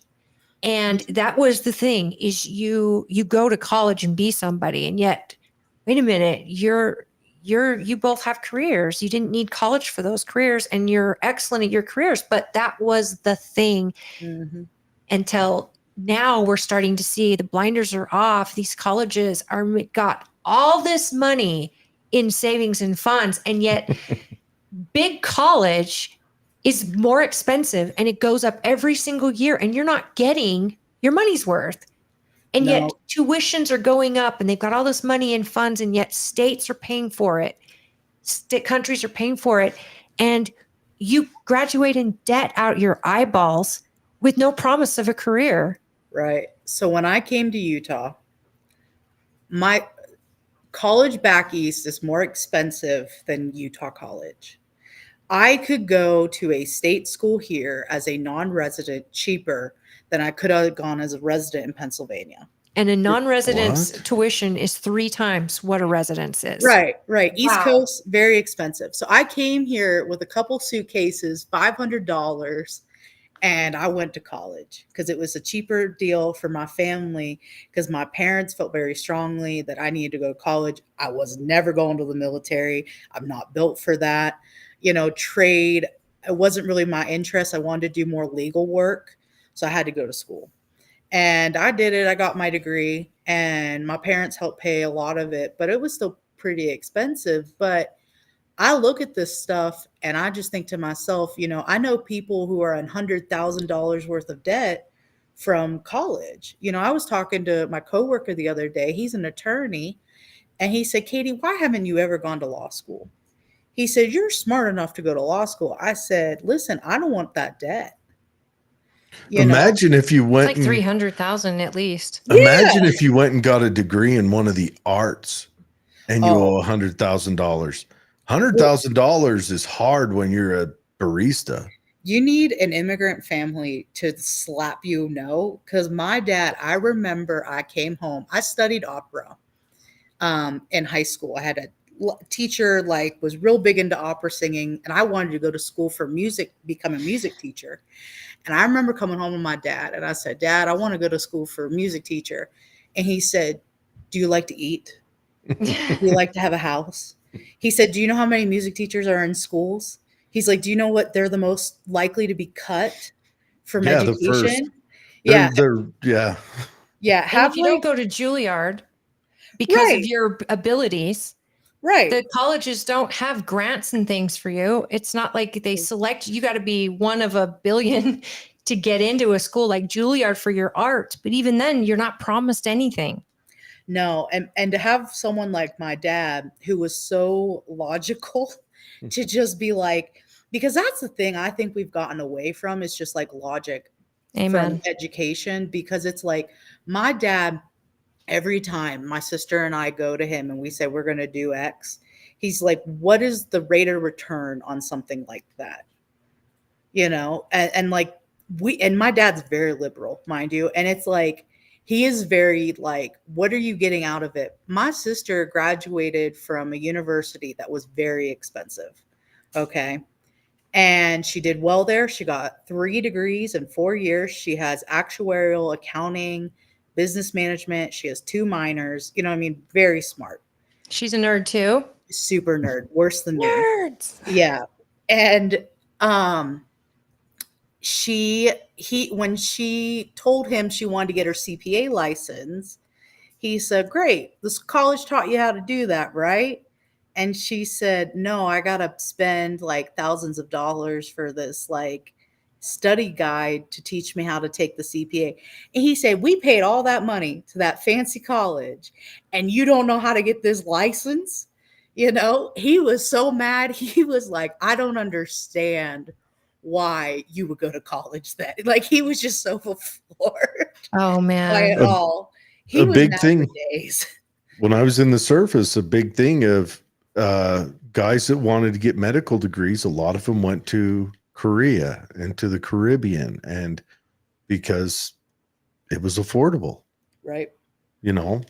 And that's insane that Americans would leave this country to seek education somewhere else when there's so many countries of citizens from Hey. other countries coming here to seek an education. Oh, and it's like, those. wait a minute, we are doing this wrong. Do you think the Chinese are coming here to seek an education or I don't know which. to steal some stuff? No, I had tons Because of they keep getting immigrants caught in my stealing college, stuff. Koreans, Japanese, Chinese, and they were phenomenal. But it was in medical. I was in a medical degree. Yeah, well, there was a lot of guys there, and Canadians too. They always ran in crowds. But I don't know. I've thought about for myself, I have dual citizenship with the United States and Italy because of my dad. And my mom's American, he's Italian. And I have thought at times going to Europe for my law degree. You know what I mean? Because I could afford it in Italy, it's not free. It's No. way less than what it is here, but it's way more affordable, and I've considered doing that. The problem is bringing it back to the States, but that's kind of the thought process behind it. And I can understand my children, whenever we get to that level of my life, and I don't still think I'm 16, but That never goes away. oh gosh, Your body I've- betrays you, but your brain always is like, what's going on? We're still 20. What's happening? right. I've had friends like purposely have children, and I'm like, is this a surprise to you? And they're like, we've been married for 5 years. This has been in the works, but it's so crazy because I know for myself, my kids, I'll make sure they have citizenship to Italy in case they want cheaper education in the EU, because it's way more affordable. Can I just say though, if we're going to be taxed the way we are, like my husband's German Italian, and when we were in Germany, the tax rate there is insane. But they can walk into any ER, they get to go to college, so if we're going to look at these tax rates that we're paying as Americans, I could be on the same page with saying, hey, your education goes up to a 4-year degree included as a citizen of this country. You should be able to go to college, trade schools paid for, whatever, up to a certain, before I would say healthcare. Well, we're paying for Germany's national defense. No, I'm talking about from a citizen's perspective who's paying the true, taxes. but Germany hasn't had paying, to and pay we're that. not getting all of this. We're not getting all the benefits of our taxes in something like that. If you're going to go to the American people and say, look, you're paying this amount of taxes, we've just cut all this stuff. But here's what we think is important is, one, you should be able to get a 4-year degree as a citizen if you want it, or go to a trade school if you want it to Yep. better our society. The problem is activism. Activists are the problem with colleges. And lobbyists. Lobbying, activists, even in junior highs and high schools. It's gotten to a point where we're not teaching kids the very valuable information they need to know. Like, hey, here's how you balance a checkbook. Here's why you keep good credit. Here's why you know how to fill out here's how you test. Here's how you take tests. Here's how you retain information. Right. Here's paths you go on and study. And here's the arts world. Keep it in your life because it grows your brain and it makes you smarter. But remember, this doesn't pay the bills. In case it doesn't, follow your dreams, but you still have to know how to make an income to survive. We don't teach that in schools. Well, and it's also too, like when I went through school, high school in Pennsylvania, we would get with a guidance counselor at certain parts of like element or middle school, high school, kind of like tracking. They never talk to us about, it's called VOTEC. You know what I mean? You could go to VOTEC and they have to pay for it to get mechanic stuff, because that's what my dad did. He went to VOTEC. My aunt went there for beauty school, and then they never talk. Obviously, military was big. The military was there every day at our high school lunch trying to get us to recruit us. But when we met with the guidance counselor, all she would talk about was college. That's the only thing. They say college is it. You got to go do it. But and it ain't for everyone. She got indoctrinated. She wants everyone indoctrinated. Right. And that's the thing is I think we've been lied to about college. I don't think it's for everyone. I think the other avenues are admirable, you know what I mean? And they have to be seen that way, Well, you're right. You weren't built for military. Some of us weren't. God help the recruiters. The Navy wanted me bad. They wanted me so bad. They called my mom's landline all the time. And I finally told the recruiter, I was like, listen, I'm fat. You don't want me. You know what I mean? And then they quit. They want your brain. Right. And I was like, just full disclosure, like, you don't want me. And they were really chill, and then they left me alone after that. But I wasn't, and I think, like, truthfully, I thought about doing like beauty school because my aunt was a hairstylist, but I really wanted to go into law. Like, that was what I liked law. I love that aspect of the world. And that was something that was near and dear for me because of my childhood, just seeing certain things around me legally. And I thought it was just so cool to talk to attorneys. Katie, just like you're not built for the military, people aren't built for college, and they're not built for the commitment that you had to make to study that, the testing you had to take, the extra years you had to invest to do it. It's no different. Right. We're all individuals. We're all built different. Right. And I think we have to accept that. We have to bring that out of our kids. I've got 2 kids. One is definitely built for college. The other one, can he game somewhere and just do that for money? Because that would be his dream job. Right. But this is like, we have to be able to bring out the best of our kids and not throw them. My child's one of those people that got ignored and thrown to the side. And a lot of high school kids felt that way, especially white males. And nature loves a vacuum. So if they get thrown out to the one side, of course they're going to go to the other, or they're going to get picked up by the extremist sides. Right. We have to let them be kids and not, in my opinion, be constantly thrown in their face about social justice issues, climate change, the end of the world because man-made climate change, and you're the worst person on the planet because you were born white, and you're the oppressor, and you're the victims over here. Like, this has got to be so much for kids. It's got to be so much for kids. They look at this and probably go, I'm done with school. I don't want any more of this organized crazy. I can't imagine being a child. When I was growing up, my parents didn't have enough money for internet on my phone. That was $30 more than they were willing to spend a month. But, I look at these kids. There wasn't phones when we were growing up. We didn't, no. Ours was to the wall. That's fair. I had a landline growing up. But, you look at these kids nowadays, right? And they have unlimited access to information, Mm-hmm. and there's no filter on or education on what is good information, what is not factual information. You know what I mean? Like there's no, at times, a leveling effect with what they're reading. And I'm very concerned about that because, I see things online. It feels like as of late, there's a lot of Jewish hate that I see on Twitter. I don't know what's going on Twitter, right? And I'm Jewish. It's a dumpster fire over there. It is a dumpster fire. Well, there's a lot of it on everywhere. But I did want to bring this up tonight. It's all over the world. I think right this now. last thing, the Bulba's family, I think. What are you talking about? Okay. Hamas on October 7th kidnapped a family, a father, a mother. They killed the grandparents, kidnapped the father, the mother, a 3-year-old, and an 18-month-old. Or no, a 10-month-old. And they kidnapped, been held for 500 days. And finally it came out, return the stuff, all that. So Hamas returns.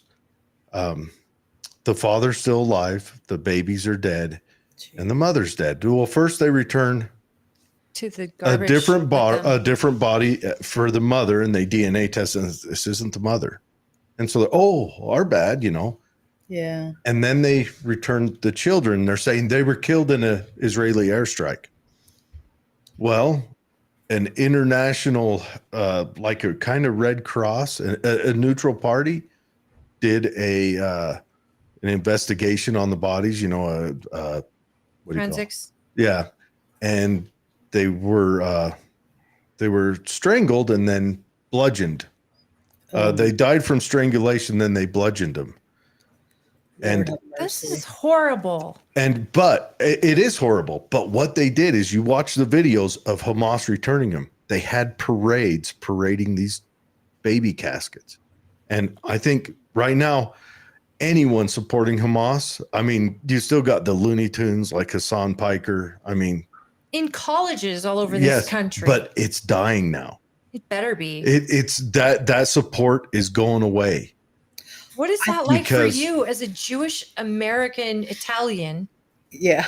with the world celebrating a terrorist group that is hunting people because of their faith? Keep in mind, for me as a Jewish person, my family are Italian Jews. We were forced into Catholicism and we converted. And we lived as crypto Jews is what it's called. There is, to my community. That sounds like an awesome band name. Just had to throw it out. I there. agree with you. But Like there rap. is, but Thinking there like is, Beastie Boys. there is a concentration camp about 40 minutes from my town in Italy called Cardetto. And you see these things and you say to yourself, never again, right? Never again. But I think it's become hollow because I see it in the States, right? Like the synagogue shooting in Pittsburgh I know people that went to that synagogue. You know what I mean? And, with the Israeli stuff, Israel is a complex issue. Mm. Has been for 1,000 years. It is a very complex issue, and it becomes that game. Well, who was on first, right? My family left Israel at some point and never looked back. You know what I mean? So what is happening there? I can say I think killing of any kind, children, is horrific. And children should feel like they're going to see tomorrow. And that's what gets me, because a lot of these kids don't. They question And both sides are Right. in that situation.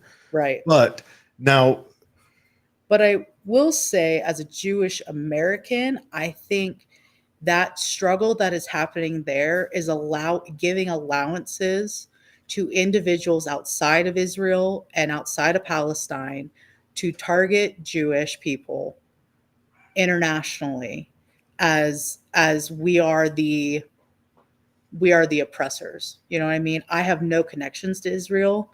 You know what I mean? I don't have family that lives there, and I can't control it, but I don't understand why I have to be at the sharp end of the hate at something that I have nothing to do with. Can I explain to you why? Sure. This might come across offensive, Sure. and if you believe this, it should.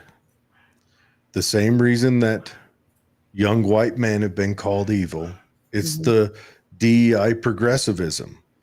Poor means you're automatically good.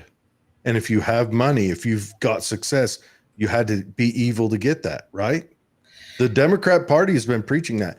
And the amount of melanin in your skin decides whether you are right or wrong in the DEI progressivism. Look at that nurse lady in New York when those boys tried snatching her bike from her. Yeah. All of the Democrat pundits came out and, no, she's stealing it from the boys. When in the history of ever has a pregnant woman, a pregnant 5'4", 120-pound woman stolen from 5, we don't even say black teenagers, from 5 teenagers? Right. The And I most don't know anything dangerous about thing that. on earth is a teenage boy. The most dangerous thing. When has a woman ever stolen from them? Ever, ever, ever. Well, that's And and the Democrat Party pundits all came down and said, oh, she was stealing from them. And that's that progressive DEI ideology. And I said this to Holly on the show.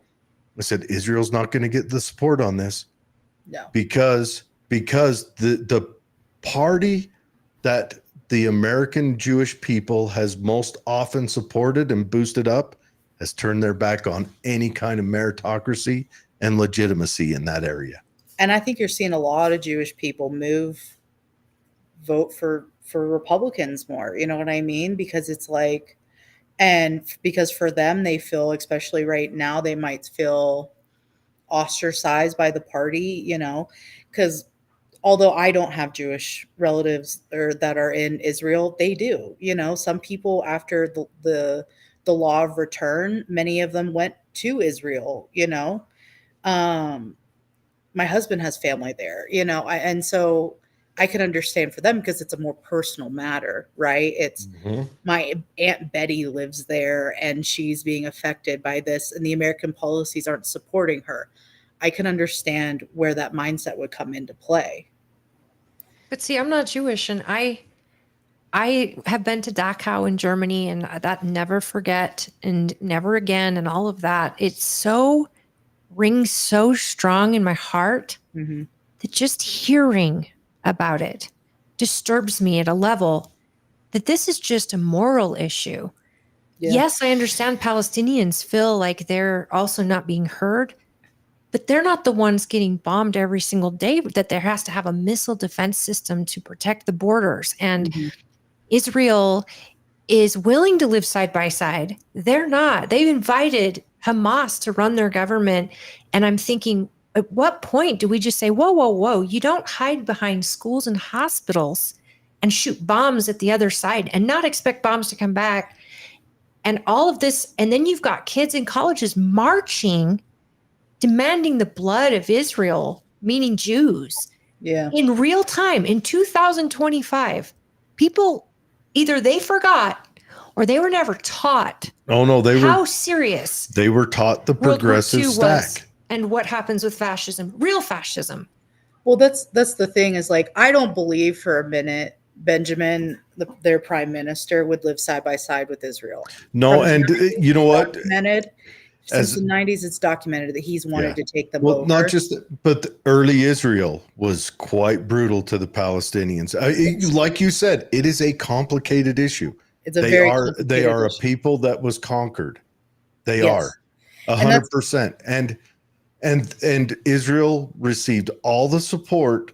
Part of it was because of the Holocaust, but part of it, they received the support because they were a population that was leaving Europe, that was modern, that the other world powers could work with when the Palestinians were agrarian and there was nothing to be gained. Right. And even And Egypt or Jordan wanted the Palestinians. This is they before still them. don't. No, they They don't. still don't. Like Well- Trump is like well, calling Jordan- them being like, hey, please Jordan has a reason. Well, they all 'Cause have a reason. Jordan took Palestinians and it didn't pan out. They killed Jordan's president Yes. and they tried overthrowing the king. Same with, I mean, when you look at what's the country down there? The flag's a pine tree. Saudi Lebanon. Arabia. Oh, No, Lebanon.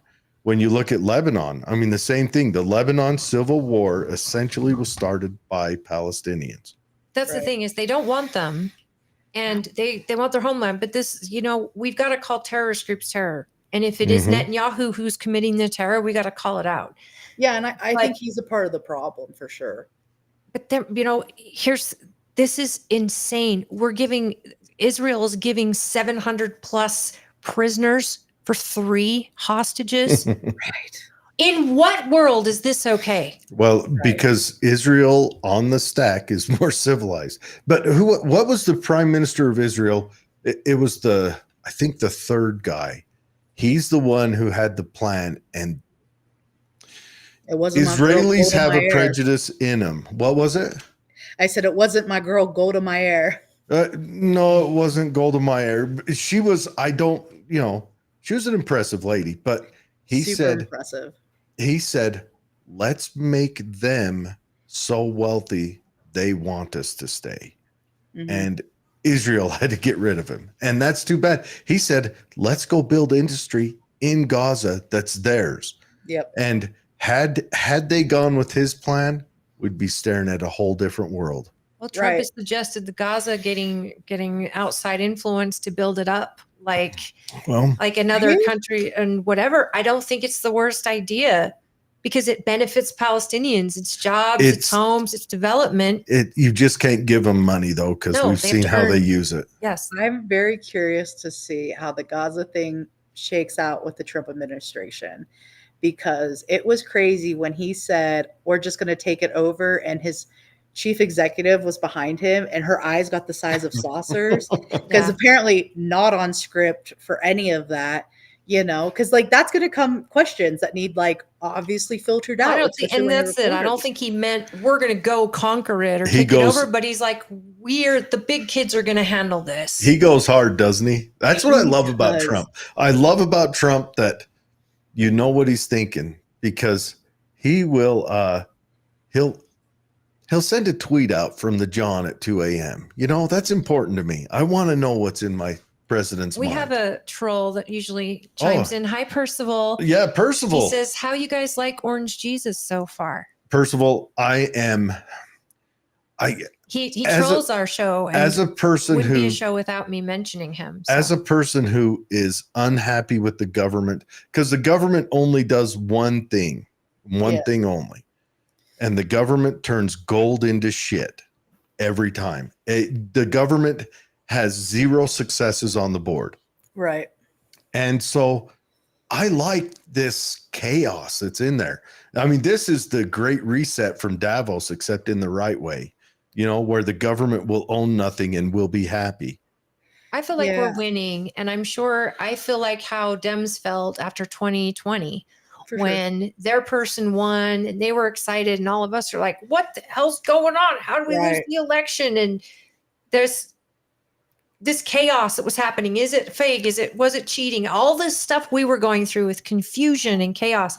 Right. It's I a think learning that period. we're kind of in that place right now where we're like, oh my gosh, And I'm not even We a won. Republican. I'm looking at it from let's see what a DOGE is going to do next. And I'm here for it. I I'm wanna looking at it as a see- libertarian. See, I'm very curious as a Dem, because obviously didn't vote for Donald Trump. What? Yeah, shocking. breaking news. I some of the things that are going on at this moment, I just feel like it is chaos, and I don't like chaos like this, because it makes sometimes our other partners very concerned about our stability, Like You the know, EU. like the EU. Yeah. And I care about things like that because of certain agreements. And then Canada with the tariffs and stuff, that was hard for me because Have you seen how much Canada tariffs us though? but here's the thing, I work for a Canadian company. Good. And ask them why they tariff us 240% on agricultural But are they goods. local in the United States?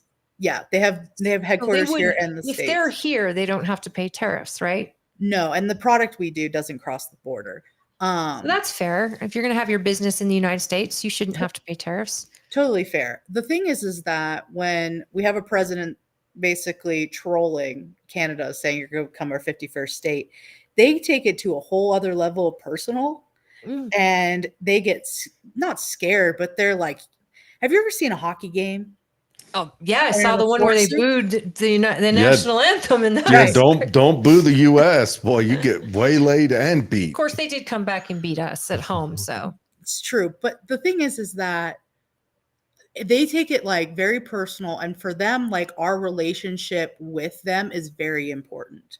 You know what I mean? I feel very strongly with that. Us having a positive relationship with us, like Canada, is vital. Especially when we're getting oil, electricity, and those kind of things. I feel the same about Mexico. I should agree. Have good relationships with both. They're our neighbors.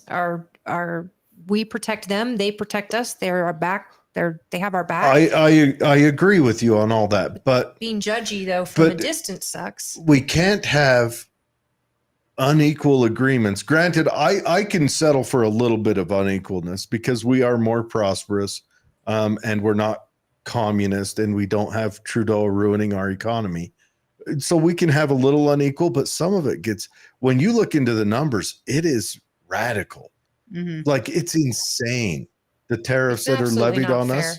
But also, when they openly host to bring in the true adversary to this nation into their country and then have an open border coming one way, kind of it's enabling an assault, an invasion.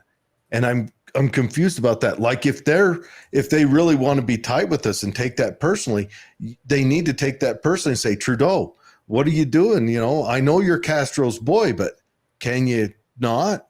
Yeah. What are you referring to? I don't understand. It's a conspiracy theory. And Chinese military over there, and also they're a gateway for China. They have been a gateway for Chinese people to fly in and then come across the border. Across the Canadian border. Yes. They've been doing that since 1900s. That's how my husband's family came to the States. Sure. Was because Jews weren't getting, at the time, the United States had an anti-Jewish immigration policy, so they immigrated to Canada and then came to the States. Have you ever looked into that? I'm going to take you down a little history path. Our grandparents also were in Canada and yeah, my grandpa did it.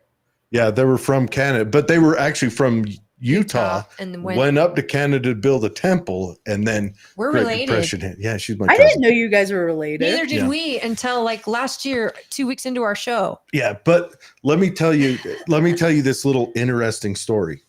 So FDR is the president, right?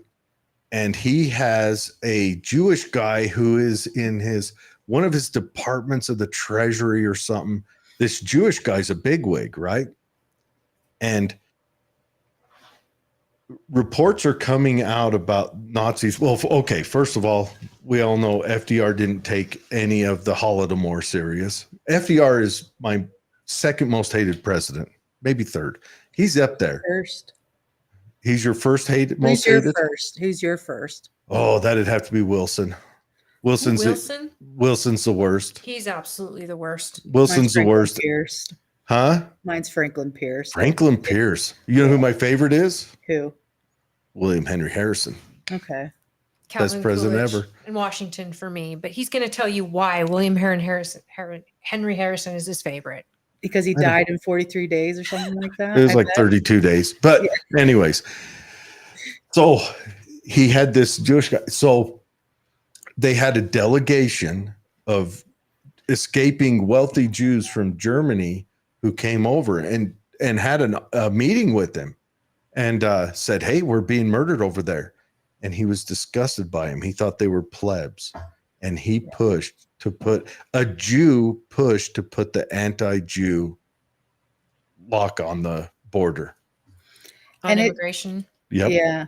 Because And Our then country's dirty. that's when Got it a brings dirty up past. if you go down the conspiracy theory that Zionism wanted that to happen, that feeds into it, because right. he was also a big Zionist. Wasn't George Soros part of that problem too?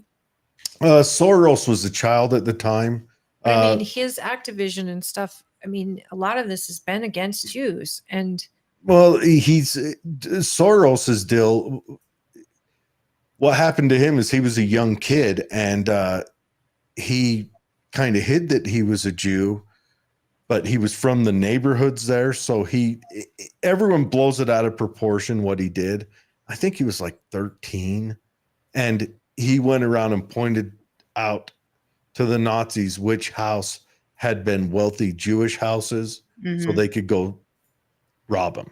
I don't even care about what he did. I care about where his money goes and what he's doing now. He's in our got country. honestly, I think he's trying to tear down. My honest opinion is I think he is a communist or a crypto socialist, or maybe just like a modern feudalist. He wants to tear down liberal in the classical term, liberal life, because we're a liberal nation. I am 100% liberal as a Lockean liberal. The Democrats somewhere in the 60s adopted Rousseauian liberalism, French liberalism, which is not liberalism that you recognize. It's Right.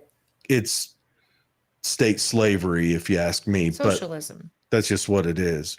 I If you don't ever know. read about Rousseau, they want freedom from responsibility, where Lockean liberals, English liberals, want freedom to live responsibly. Yeah, I think I've read it because my dad, he worked for a French company and he wasn't very pro-French. They would call him the Cowboys, the steel mill in Pennsylvania or in Ohio is where he worked. But I don't know why you would borrow anything from the French with the level amount of back and forth between monarchy and then revolution, then monarchy and then like revolution, and then it's like democracy. You know what I mean? Like France is not someone I look at and go, they've had a very long they do. history of a stable government. They do it right. Just look at Peugeot. That's so fair. Right. We are at 8:30. Yeah. I want you to actually give us your elevator speech for your campaign. Well, let's real quick that read you can this. Edit it out and do a campaign video if you like, and share it, because I think that, I mean, I'm not voting for you, but if I was a Democrat, I sure would. Oh, Just in a heartbeat. talking to you, and you are a listener, but your feedback is good. You're always thinking, it feels like, and you're honest. considering. Yeah. I like honesty, but I want to say Jordan Lott says, "Welcome, Katie. I always try to attend the Comic-Con conventions." Yes, I agree with Katie. We need listeners and transparency. Jordan, I go to Comic-Con. Are you? And then he says, in Connecticut, they closed a lot of the factories. I can relate to the East Coast people. My 95-year-old grandma is Italian. She knows Sicilian, and he loves the pesto stuff. I don't like the pesto very much, but Sicilians are great. My grandmother was Sicilian way back, and because Cardetto's, like, I'm from the toe, so I'm from southern Italy, so I can relate to that. So you're like a Michiganer. I'm from here. Yeah, the toe. You're Yeah, like, the toe. you got to hold your foot up. I'm from here. Yeah, the toe part. Yeah, no, the top side. No, that's cool. Yeah, it's Sicilian's a crazy language in its own right, because like my husband, so my mom is Pennsylvania Dutch, and she's like Amish people speak like, it's called Pennsylvania Dutch. And it's to my husband, who learned German in high school, which is what it is. He says it sounds like hillbilly German. Yeah. And Sicilian to me, because I learned more of like the general, I didn't learn like a dialect per se. I learned, the more general Italian. And like when I listen to Sicilians talk, I'm like, Lord have mercy. I don't understand what's going on. It's probably like listening to Texans or Virginians talk, For sure. because they say, "Oh, we gonna die." You're like, "Oh, we having pie?" I'm sorry, what? My sister-in-law is the most gorgeous person on the planet, but her accent makes her just My right favorite over is the Boston. edge. And I've heard yours come out a lot Boston's in bad. this video. Your accent, but it is in Germany. Our family's in Stuttgart, but you go to Munich and it's totally, the dialect is different. different. And my German goes, I don't understand what's happening. No, it's crazy, but yeah, no, it's that's great. I love hearing from people from East, and it's sad to see these factories closing because you can kill whole towns. You can kill whole Oh, yeah. towns real fast. Oh yeah. Yeah, it's wild when you look at like people in the Detroit Appalachians even. that they were cruising along, and then you know, early 1900s hit and motivations for the nation changed, and Yep, they were invested in that place, got left behind. right. And that's a big problem in Pittsburgh right now. Do you We're wanna go trying the to Facebook? go more tech, so we'll see how it goes.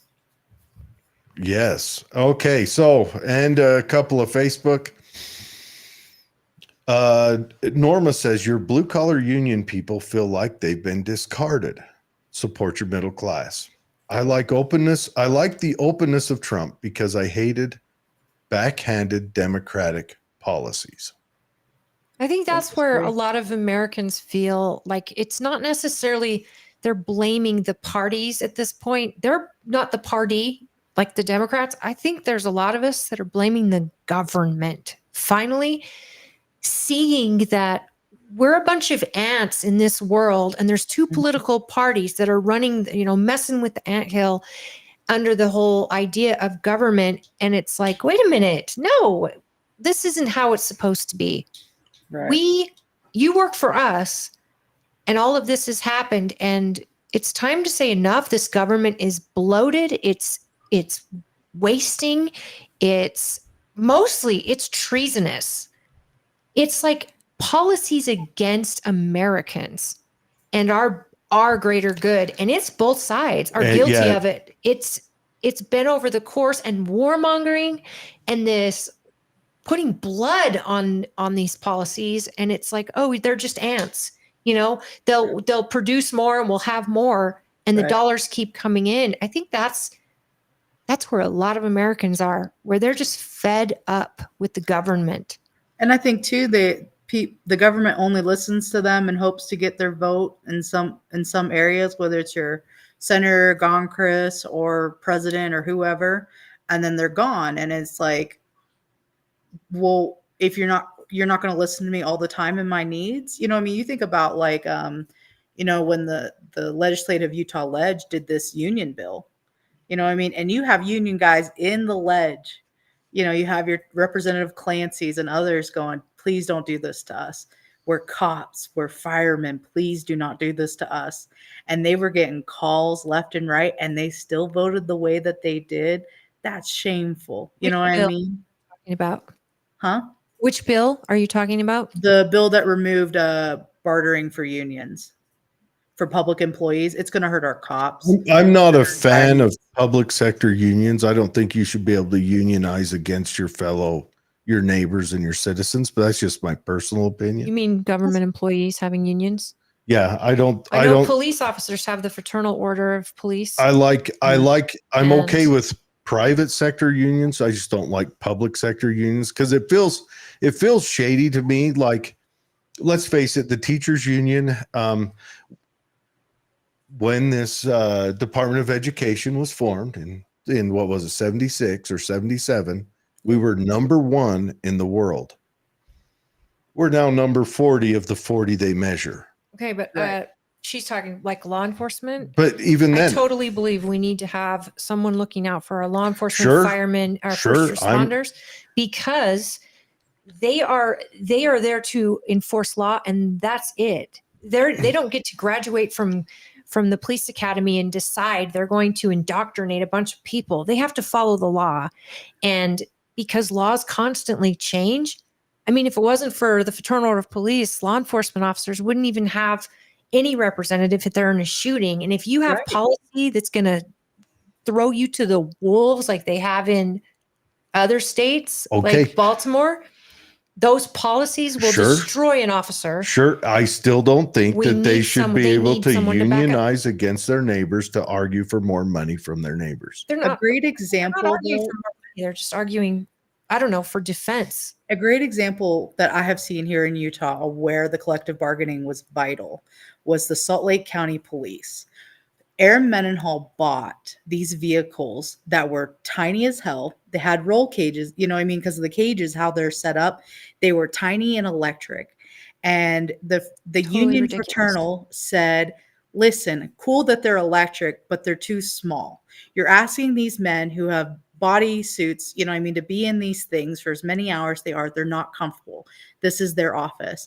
And they were able to collective bargain into not using these cars. Well, okay. So You know? is that a problem that they needed a union or that Salt Lake elected a retard? I No, mean, how but do you you have to how have the does an check and officer balances. fight over who's elected? How do You they have to have fight? you have They to have the can't checks afford and lawyers. balances. They're cops. How do they afford lawyers? It's like these officers that are involved in shootings, and immediately they're thrown to the wolves. If they didn't have the Fraternal Order of Police, they're going, "Hey, we've got you in a defense, I'm just and we're going to take care of that." Because I'm just cops would telling be you, bankrupt. you guys are all arguing on one cop point. I'm just telling you, I feel uncomfortable with public sector unions. I feel very uncomfortable with the idea from cops to teachers all the way through. I feel very uncomfortable with people who are going to go and argue against their neighbors. But they're that makes me private uncomfortable. funded groups. They're I'm just- nonprofits. I'm just telling you. like I the feel- Fraternal Order is a nonprofit. It doesn't get I money from feel- the government. I feel uncomfortable with public sector unions. I will always feel uncomfortable with them. And I've been offered to be a part of them at once I'm upon a glad time. you're not running for secretary of the Democratic Party then. Let's get this focus But back yes, on her. yeah, let's give us your last pitch. So yeah, I'm Katie Adams-Anderton, and I'm running for the Utah Democratic Party's secretary position, and this is a role that delegates of the state party can vote for. And my big thing is right now is, as an individual who is very organized, I run a multi-million-dollar company's compliance and privacy department. Additionally, I've been county chair for almost 4 years now, and I'm also the second vice chair of the Disability Caucus. I have seen the party at all levels, and I know how it operates, and I know it needs support and resources to thrive. We've lost a lot of volunteers in the last few years, and we need to bring them home. And the other thing is too, is that when I say resources, we need to be very transparent about where we're putting resources. At this time, I can tell you that in prior history with Utah County, how I became chair was because we had an incident of embezzlement that required me to use my expertise to get us back on track and get our money back. So I'm very familiar with communication and transparency when it comes to resources and clearly indicating where things have gone and how we can recoup some of losses if there is any. The other thing is that, and lastly, my final point is I've ran races. I believe the only person that's running for this position that's ever won a Congress race. And if the district maps change, it's going to be vital to have someone in the office of any level of the state party that knows how to win a congressional race. And that is what I bring to the table. I understand how Utah works. I've run campaigns in Utah County, Salt Lake County, and all over. And so my hope is that individuals, state delegates of the Democratic Party consider their vote for me. I love it. So you have the experience, you definitely have the dedication, and you also know what it takes to win and the resources, the valuable resources needed from not just a state level, but from a very county level. Right. And that's huge. And also, I have to say, you recognize that you want to bring people home, and you probably lost a lot of people in this last election. Yep. And it's time to bring them back. Yep. That sounds like it's time to, that needs to be clipped and put up as your commercial. Yeah. I hope it doesn't work. I mean, I hope you win, but I don't want you to bring too many Democrats back. We like them over here on the independent side. I'm going to tell you what I want. I want you to fix the Democrat Party. I want two parties. I want to no longer have a party who's actively working against my son. Right. I want to no longer have a party that's actively working to take meritocracy out of those most important places. That's a very high order, I will tell you, because I don't have the name to fix it or the money. You know what I mean? Like, but you can start with you're not alone though. The Utah Democrat Party giving a message and saying, look, this is what we're doing. It's true. And more people And will then, join and the then party. maybe the Colorado Party will jump in and say, yeah, we don't need to confiscate everyone's guns. And we don't need to tell people openly that we're going to raise taxes and quit paying for firefighters and police so we can house immigrants. Because the Democrat Party in Colorado came out and said that. Yeah, but and this is Utah. This is a different ballgame. Yeah, I can't. Ballgame. But yeah, so I can't speak on that because I don't know that. anything about it. You know, I want to saying see it's that happen. contagious. I think logic is contagious. Yeah. You can show that Bring good logic ideas back. can happen. Bring logic back to the Utah Democrat Party, and hopefully the leadership will follow and the membership will follow. Logic is what's missing right now in our country, I think. And you've said it a couple times. If it doesn't make sense, I mean, you can't get so focused on one message that you're forgetting the very group that got you there in the first place. And if people want to do the work, bring them in and take care of them. Go big tent again. Yeah. And that's the hard thing. We gotta keep our promises to those that we make with. Mm-hmm. My grandmother was a Democrat. Man, did she love Bill Clinton, and she just loved him until the whole office stuff. Man, was she angry. But it's interesting because the Democrats that she was, the Democrat Bill Clinton was so different than where we are now. I mean, you can look back in history at Democrats that were super impressive and moved a lot of stuff, and also Republicans. You can look back and like a lot of them, and it's weird. It used to be both parties had the progressive and the small government running through it. You had, and at different times you had progressive and conservatives, and both parties moved kind of at the same wave. Like during the Vietnam War, both parties were hard conservative. But I think they were both screwing the American people behind the scenes at the same time. I think we're learning this. That never not happens. Let's just point that out. But they both do that. And it's only, this is a really weird. Tired. Yeah. I'm so sorry. I've been up. You're good. No, it's just a really weird time we're in and it's happened before, like in the Silver Movement. It happened then too, when the parties both split and didn't have an equal base, and we're in that motion now. Yeah, I agree. And the other thing is that I think sometimes the Democrats have played possum and have passed some pretty crazy, fairly conservative legislation that have hurt people.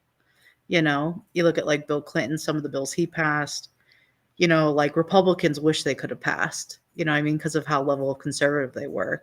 But he did it under the guise of, I'm your friend, Bill Clinton, neighborhood hottie, and everyone was like, totally fine. Are you talking about when he did away with the Welfare Act of 90? I'm thinking about his banking deregulation. Oh, yeah. You know what I mean? That was a fairly like liberal typical. If you were being a genuine Democrat liberal, you would have never supported that. You know what I mean? And it contributed to 2008, the recession during that time. And that's the hard thing, is that conservatives would have killed to pass a bill like that. I don't think back then the typical Democrats were against that stuff, though. No, not. I mean, they should have been, from what they were saying. Well, yeah, but you know what I mean? After Obama and the regulation that they made the fat cats real fat in the banking industry after 2008 happened. Right. And Republicans went along with it. because they were both doing the same thing. Yeah, I don't think Democrats, I'm trying to remember back then what the rhetoric around that was. I don't think Democrats were as hard on banking back then. Well, didn't he have a Republican House and Senate though? Yeah, when he had Newt Gingrich come in. Because that kind of makes it I think both sides, that but bipartisan. Bill thing. Clinton changed the Democrat Party too. Bill Clinton is the root of the Democrat Party being the corporate party. Right. That's when it started. Prior to that, they were, the little guy party. Yeah, I think it started a little bit in the 70s, thinking like we're going to kick off the little guy, but I think Bill Clinton like put it on steroids, you know what I mean? Because then you have Obama, at some rallies saying, banks, they need regulator or whatever. And then behind closed doors, he's taking money from some of the biggest and wealthiest bank people, and that's a huge problem. I think the last true Democratic president, besides like big deal, New Deal people, I think you could say JFK. If really? JFK would have Jimmy lived, Carter. Oh, I forgot about Jimmy, but that's not uncommon. JFK would be called a Republican right now. The Democrats would hate him. Yeah. Well, and the thing is that Jimmy Carter had good ideas.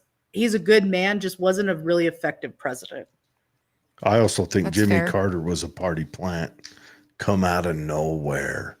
I mean, This isn't the show for that. Come out of nowhere. But no. And Obama didn't. Obama is definitely a He party came out plant. of nowhere. But Jimmy Carter was a Democrat party that was trying to turn us into Europe, where they gave up on being successful. Well, Obama was a Democrat party that had gone communist, trying to make us communist. Well, you have to think too, with like Obama getting elected, for so many years, the party believed that for a Democrat to win, they had to be a good old Southern boy. They ran Southerners all the time. And that might be because of Nixon. Right. And because they believed like that was how you got that base. But then you have Obama come in and he's not Southern. You know what I mean? He's not white. His election should have blown everyone out of the water, because I know Republicans that voted for him. Well, Right. he had the best messaging we've had in 40 years. Professors Hope and study his change. campaign, and they say it's more of a social movement than a campaign. And the level of weight behind him at the time, was just kind of so crazy for the party that really just tried to get good old Southern boys to run. It was amazing. And yet I think that his promises were hard to keep, with the hope and change, and it was a lot of more of the same. Well, but presidents shouldn't promise anything. Yeah, well, unless they're promising to tear the government down and then bringing a crazy billionaire in to do it. Obama promised immigration off reform. the record. How do you what's your feeling on this? We have to DOGE. Oh, yeah. On DOGE? Yeah. What's your feeling on it? I feel like just some of it just seems like a wee bit of a train wreck, and like it's just chaos. You know what I mean? And I can't tell if it's like genuine chaos or not really genuine chaos, because the interesting thing for me is the amount of people who voted for Trump and was like, I'm not the bloat, as you would call it, right? And now they're being laid off. And it's like, what do? You know what I mean? Like, I think from a strategist viewpoint, thank God Trump is not rerunning again. Can't, because I would be worried that he would even win, because this is one sure way to kill off your base. You know what I mean? Very quickly. I'm not sure our base is made up of government employees like you might think. Yeah, government employees. We have a lot of. I mean, let's just look at what's gone on folks the last 8 years through the government. But I mean, the way the government blatantly worked against Trump. Yeah, on all levels. People are here for it. They're here for this mess. But you think of like government contractors, right? Mhm. You know, I mean, they're being All Democrat, all of them. Yeah, they I believe in a free Look market. at the and money that they donated. all this money going from you said, for example, USAID. I'm curious how much is going to really show up that it ends up in these companies' hands that have no business. If you have a government, an NGO that Mhm. literally says non-government, and yet they're Yeah. taking all this money from you and me. Mhm. This, I'm here for it. They shouldn't be in there. They shouldn't. I don't want to pay for sex changes and birth control and all this stuff in other countries when we've got kids now and women and men homeless and hurting here. Mhm. It's just, to me, it's logic again. And I feel like it's been created on purpose so they can funnel money wherever they want, when they want. And I think And it's a lot one-sided. all those politicians' wives all send our husbands end up on a board of an NGO. There's a Yeah, lot. and I think the US aid thing is a really good tool for diplomacy. Is kind of how I see it. You know, I mean, it's been a good tool in the past to utilize. I don't know about money. I think some of the stuff that comes out It's will be been a good interesting. tool for diplomacy, and we got in how many wars? Well, right. And that's what our State Department should be for. For sure, and very potentially. It's a good way to build those bonds and those commitments. To overthrow governments, to I mean, literally, these policies we're throwing these governments into a world like they're not cultural. How many Muslim countries were we in that are in trying to buy sex changes and things where that isn't going to fly? It creates a really bad, tense government situation and a population situation. I'm scared for gays and for trans people in Muslim countries because they don't have the freedoms we have here. So I think a lot of these policies were designed to create chaos in other countries. and to pilfer us. Possible, but no, it'll be definitely interesting to see how the rest of it goes, because I think there are more Republican government workers. You know, I've seen personally is the VAs are laying off, and that frustrates the hell out of me, because if you ever, I would imagine, Jared, you've been to a VA. Not That's yet. No, I My have my father- first appointment coming In up. fact, my dad was getting diagnosed from the VA and they would have, he died, but So here, sorry. come back in 6 weeks. So are they laying over off and over. I haven't VA heard personnel? the VA has Yeah, been they're gonna lay off. audited yet. Yeah, the VA's had some layoffs, like, and that's the thing, Like VA National head Guard, or the different, like our VA hospital in Salt like our Lake? VA hospitals, like they've paused like the hiring, and the problem is that, you know, with the pausing of the hiring, especially for nurses in these certain areas, you take even like geriatric areas like where I'm from, we need more nurses, you know what I mean, to care for the overwhelming population of veterans that are getting older, you know, and these these layoffs and freezing hires is problematic for us, you know. The state is needing nurses too. I mean, the healthcare Yeah. industry needs nurses I bad. look at it, and every time they say like $50 million for condoms to some Muslim country, I'm like, 350 billion to Ukraine, and the president Zelensky doesn't know where half of it is. That Yeah, should make us sick. He doesn't know where it all went. 350. The press has never used that number, but that's what DOGE is saying. It makes me it's sick. it's just, can we survive as a nation if our government fleeces us like that? Right. Can we continue to carry on? Yeah, and I'm And curious. so, go on. I'd like to see an independent audit done of DOGE's findings to just Sure. I'd love to have seen an audit 20 years ago of any of this, but our For sure. government doesn't do it. But I would like to see an audit done, because they've made claims to these amounts and costs, and then you have the other side saying that's not factual. And the thing is I would like to see someone that's third party, that has no skin in the game, never going to run for politics, you know, and kind of assess through the numbers, because what makes me very interested is to see what they are. You know what I mean? Are they blown out of proportion? Are they not blown out of proportion enough? Who would that be for Honestly, you? Because I don't think America trusts anybody at this point. Who would be the person that could go in and audit the government for you that you would go, okay, Tracy Shaw. this makes sense. Okay, that's fair. Our county clerk should be phenomenal. Sure. But again, But no, I want the There's- I don't Democrats. think either side trusts anybody. I want There's the Democrats. organizations that would do this, you know. I don't They trust could do- organizations. I don't trust them. I don't trust. Who's funding them? Where are they getting their money? And what is there's always an agenda. We have been so misled by our press. And now we're seeing it in real time. Watching a press release from CNN and Fox News, you can see the agenda on both sides, and you've got to get the middle that's just telling you the news and doesn't put a skew to it. I want to see the Democrats go on a revenge tour and do Democrat DOGE next, because we got more tearing down to do. I'd love But it. I hope it doesn't become a tit for tat. That's just my thing. I don't think that'll be helpful for No, anyone. to tear the to make Just the to government audit. legitimate. To give their own audit of Elon Musk and Doge. Because look, I'm drowning. Look, you cannot tell me that I am getting 60% of my income back in government services. No. You can't tell me I'm getting 10% of my income back in government services. And if I worked overtime about 2 months ago. I worked my week schedule, and then that weekend we had a problem. I worked 30 hours in 2 days of overtime. Right.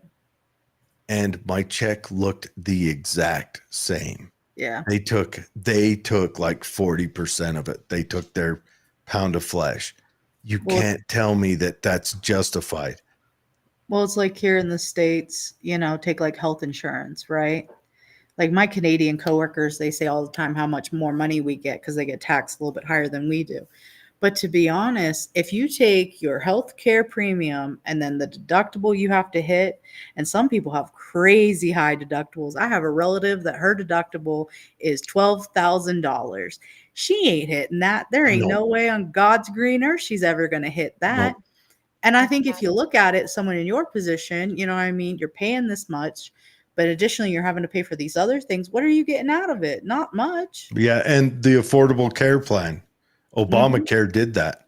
My insurance before that was like $43 Mine was a month, a third before Obamacare. and now I pay close to just for me close to like 170. Mhm. Oh my God, we're paying almost $900 a month. for Oh, our I insurance. well, Yeah, that's some because you have that's kids. That's Just for me, before. but I also have my Katie and her kids on it. We used Now to I pay 300 and we're up to 900, and it was supposed to be cheaper. We don't have better care. We have more restrictions on insurance companies. There's no free market. And No. you know, my dentist worked for the VA as a dentist and coming out of dental school, and he worked at the VA, and he says the worst thing I ever saw is I'm working in the VA and I get 3 patients done. I'm looking for the 4th. The nurse goes, "No, you see 3 a day." And he's like, "Are you kidding me? I could see 20. Let's get going." "No, you see 3 a day." He said, that was disgusting to me because the same people preaching veterans benefits are taking homes from veterans out of their paychecks with it's so back-asswards. Yeah. Both parties needs just a magnifying glass on top of them at this point. And then we can start tarring and feathering, right? Or charging with treason. I'm ready. Let's bring that charge back.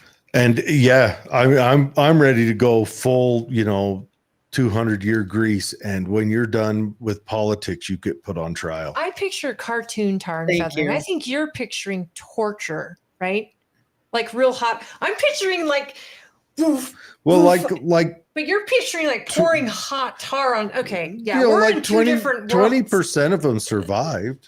Jesus. If someone said you have 20% of winning the lottery, like, You'd buy a ticket. yeah, If they like said you have 20% of getting to your destination in an airplane, or better yet, you have an 80% chance of making it to your destination in an airplane, you No. wouldn't get on that airplane. No, tar and feathering was brutal, but send a message.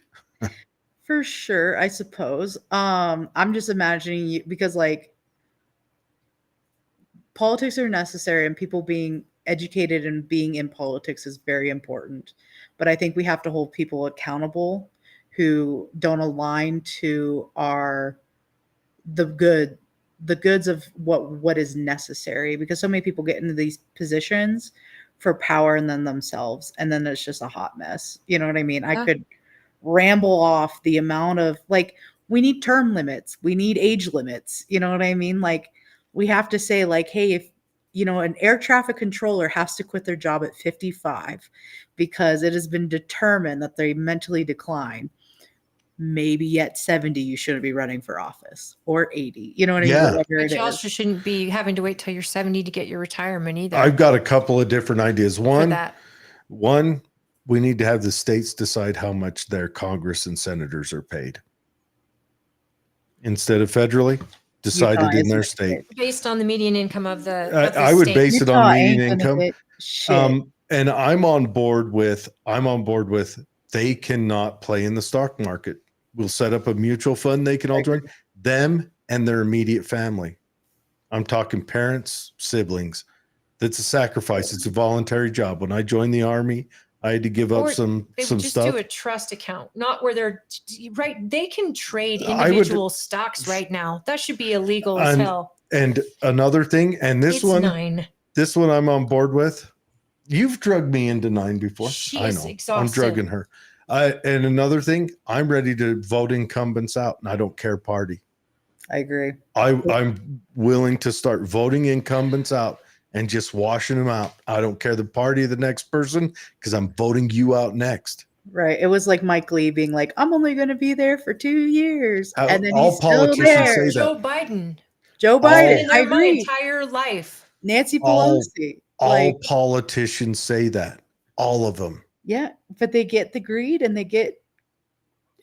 it's just so wild. Like, Yeah. it's a power trip.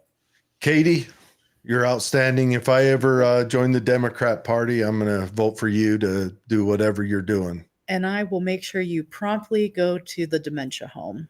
Because if you join the Democratic Something Party, is wrong. something is wrong. Hey, if I join the Republican Party, you may have to do the same thing. I mean, I love that. That's Either awesome. way, I'll see you come in and be like, I'm a delegate. And I'll be like, he's with me. And then I will promptly take you back. Come home. with me. Yeah. That's gonna funny. do this I need a home. 5150 Hey, on I'm with him. So if you see me coming, also something is really wrong. Okay. I'll be like, it's something genetic with these two She needs a doctors. CAT They're scan on her related. head. Hey, you know, Tooele used to be Democrat. Yeah, totally. Yep. It's solid blue. Yep. Tooele Yep. was Democrat. And her grandma and my grandma were both Democrats until Clinton. Were they the same grandma or No, different they grandmas? they weren't even related. Yeah, we had the same great grandma. Yeah, we Okay. had the same. Her grandma was my grandpa's sister. Okay. But my grandpa's wife was Democrat until Clinton, but her split was about abortion. Okay. That's still a lot of people split. Mm-hmm. Yes, it is. That's a heavy one. I hope that eventually both parties can say, let's just not make this a part of our argument. Well, it's a baby, so you're murdering a baby. I know, but I want to see both parties say that. When you figure out Palestine and Israel, then we'll tackle abortion in this country. I just I'd wonder rather tackle if abortion than Palestine and Israel. But it's that messy, right? It's that- messy. I don't. We have to go. Yes, I have to go. she has to go. Well, thank Thank you, both. Katie. Thank you, Katie. And thank you, everyone who's still with us. We Yes. really appreciate you. And we went long this week, but it's only because we're so interested and we get great guests. So Yep. if you are a Democrat, then know that your county should be having a convention. Most likely go to your local convention, and you can get on democratsutah.com and you can actually meet Katie because she's trying to attend these conventions, and then go to your state party convention and give her your vote if you Yeah, get to know and her and like what she's willing to do. We fully for endorse the party. Katie and support her. She's there's very few that are that logical, but she's a smart lady. She's How many Democrat, Republican party chairs can you watch have 2 hours and then bring in the independent with it The independent party. go into chaos, and there's a mutual respect. That is what politics should be, folks, where you can still be friends and neighbors, and you don't have to agree with them, but you can have your sauciness too. You can have a little bit of Well, saucy. for the Democrat Party, I hope she wins. I think the Democrats need to come back to a logical place, and Republicans, they've got a couple of places. The Republicans in the early 2000s, they lost their mind, and they needed to learn a hard lesson then. And I think the Democrats are in their hard lesson time. And I hope we find that happy median in here about 10 years and ride that out. I hope both parties are in this lesson. Yeah. I just imagine the fear that's happening right now on anyone in that Epstein list and anyone waiting for DOGE to make its final report. I feel like it's going to be both sides, and we're going to have to be, you might have to remind me. I might be devastated by a candidate that's come out into all of this or news, and you might have to remind me, look, we want this for both sides. Both sides are capable of being imperfectly, like they're imperfect. They're humans, and they make mistakes. They've done it on the backs of taxpayers. And if that's the case, we want them out, and we got to say goodbye. And there has to be accountability. And I mean charges. What's good for thee should be good for me. And if it's not that way, which it hasn't been, it's one way for them and one way for us. No more. In fact, in the end of the day, the compromise should go to the American people. The benefit should go to the American people over, well, he's a good guy or she's a good lady. She made this one mistake. No, people died. There is blood all over our government's hands at our cost. Our paychecks paid for that blood. And at the same time, there's policy that has hurt us. And it's hurting us, and it's going to hurt us in the future. Yeah. That we funded. Yep. We love you. We talk too much. Have a good night, everyone. Be safe. Beware the Ides of March. Tomorrow's March 1st, folks. Yes. Yeah. And we will be back next week, and all this stuff will be on the other podcatchers. I'll get that on there tomorrow. Thanks, everybody. Have a fabulous, safe weekend.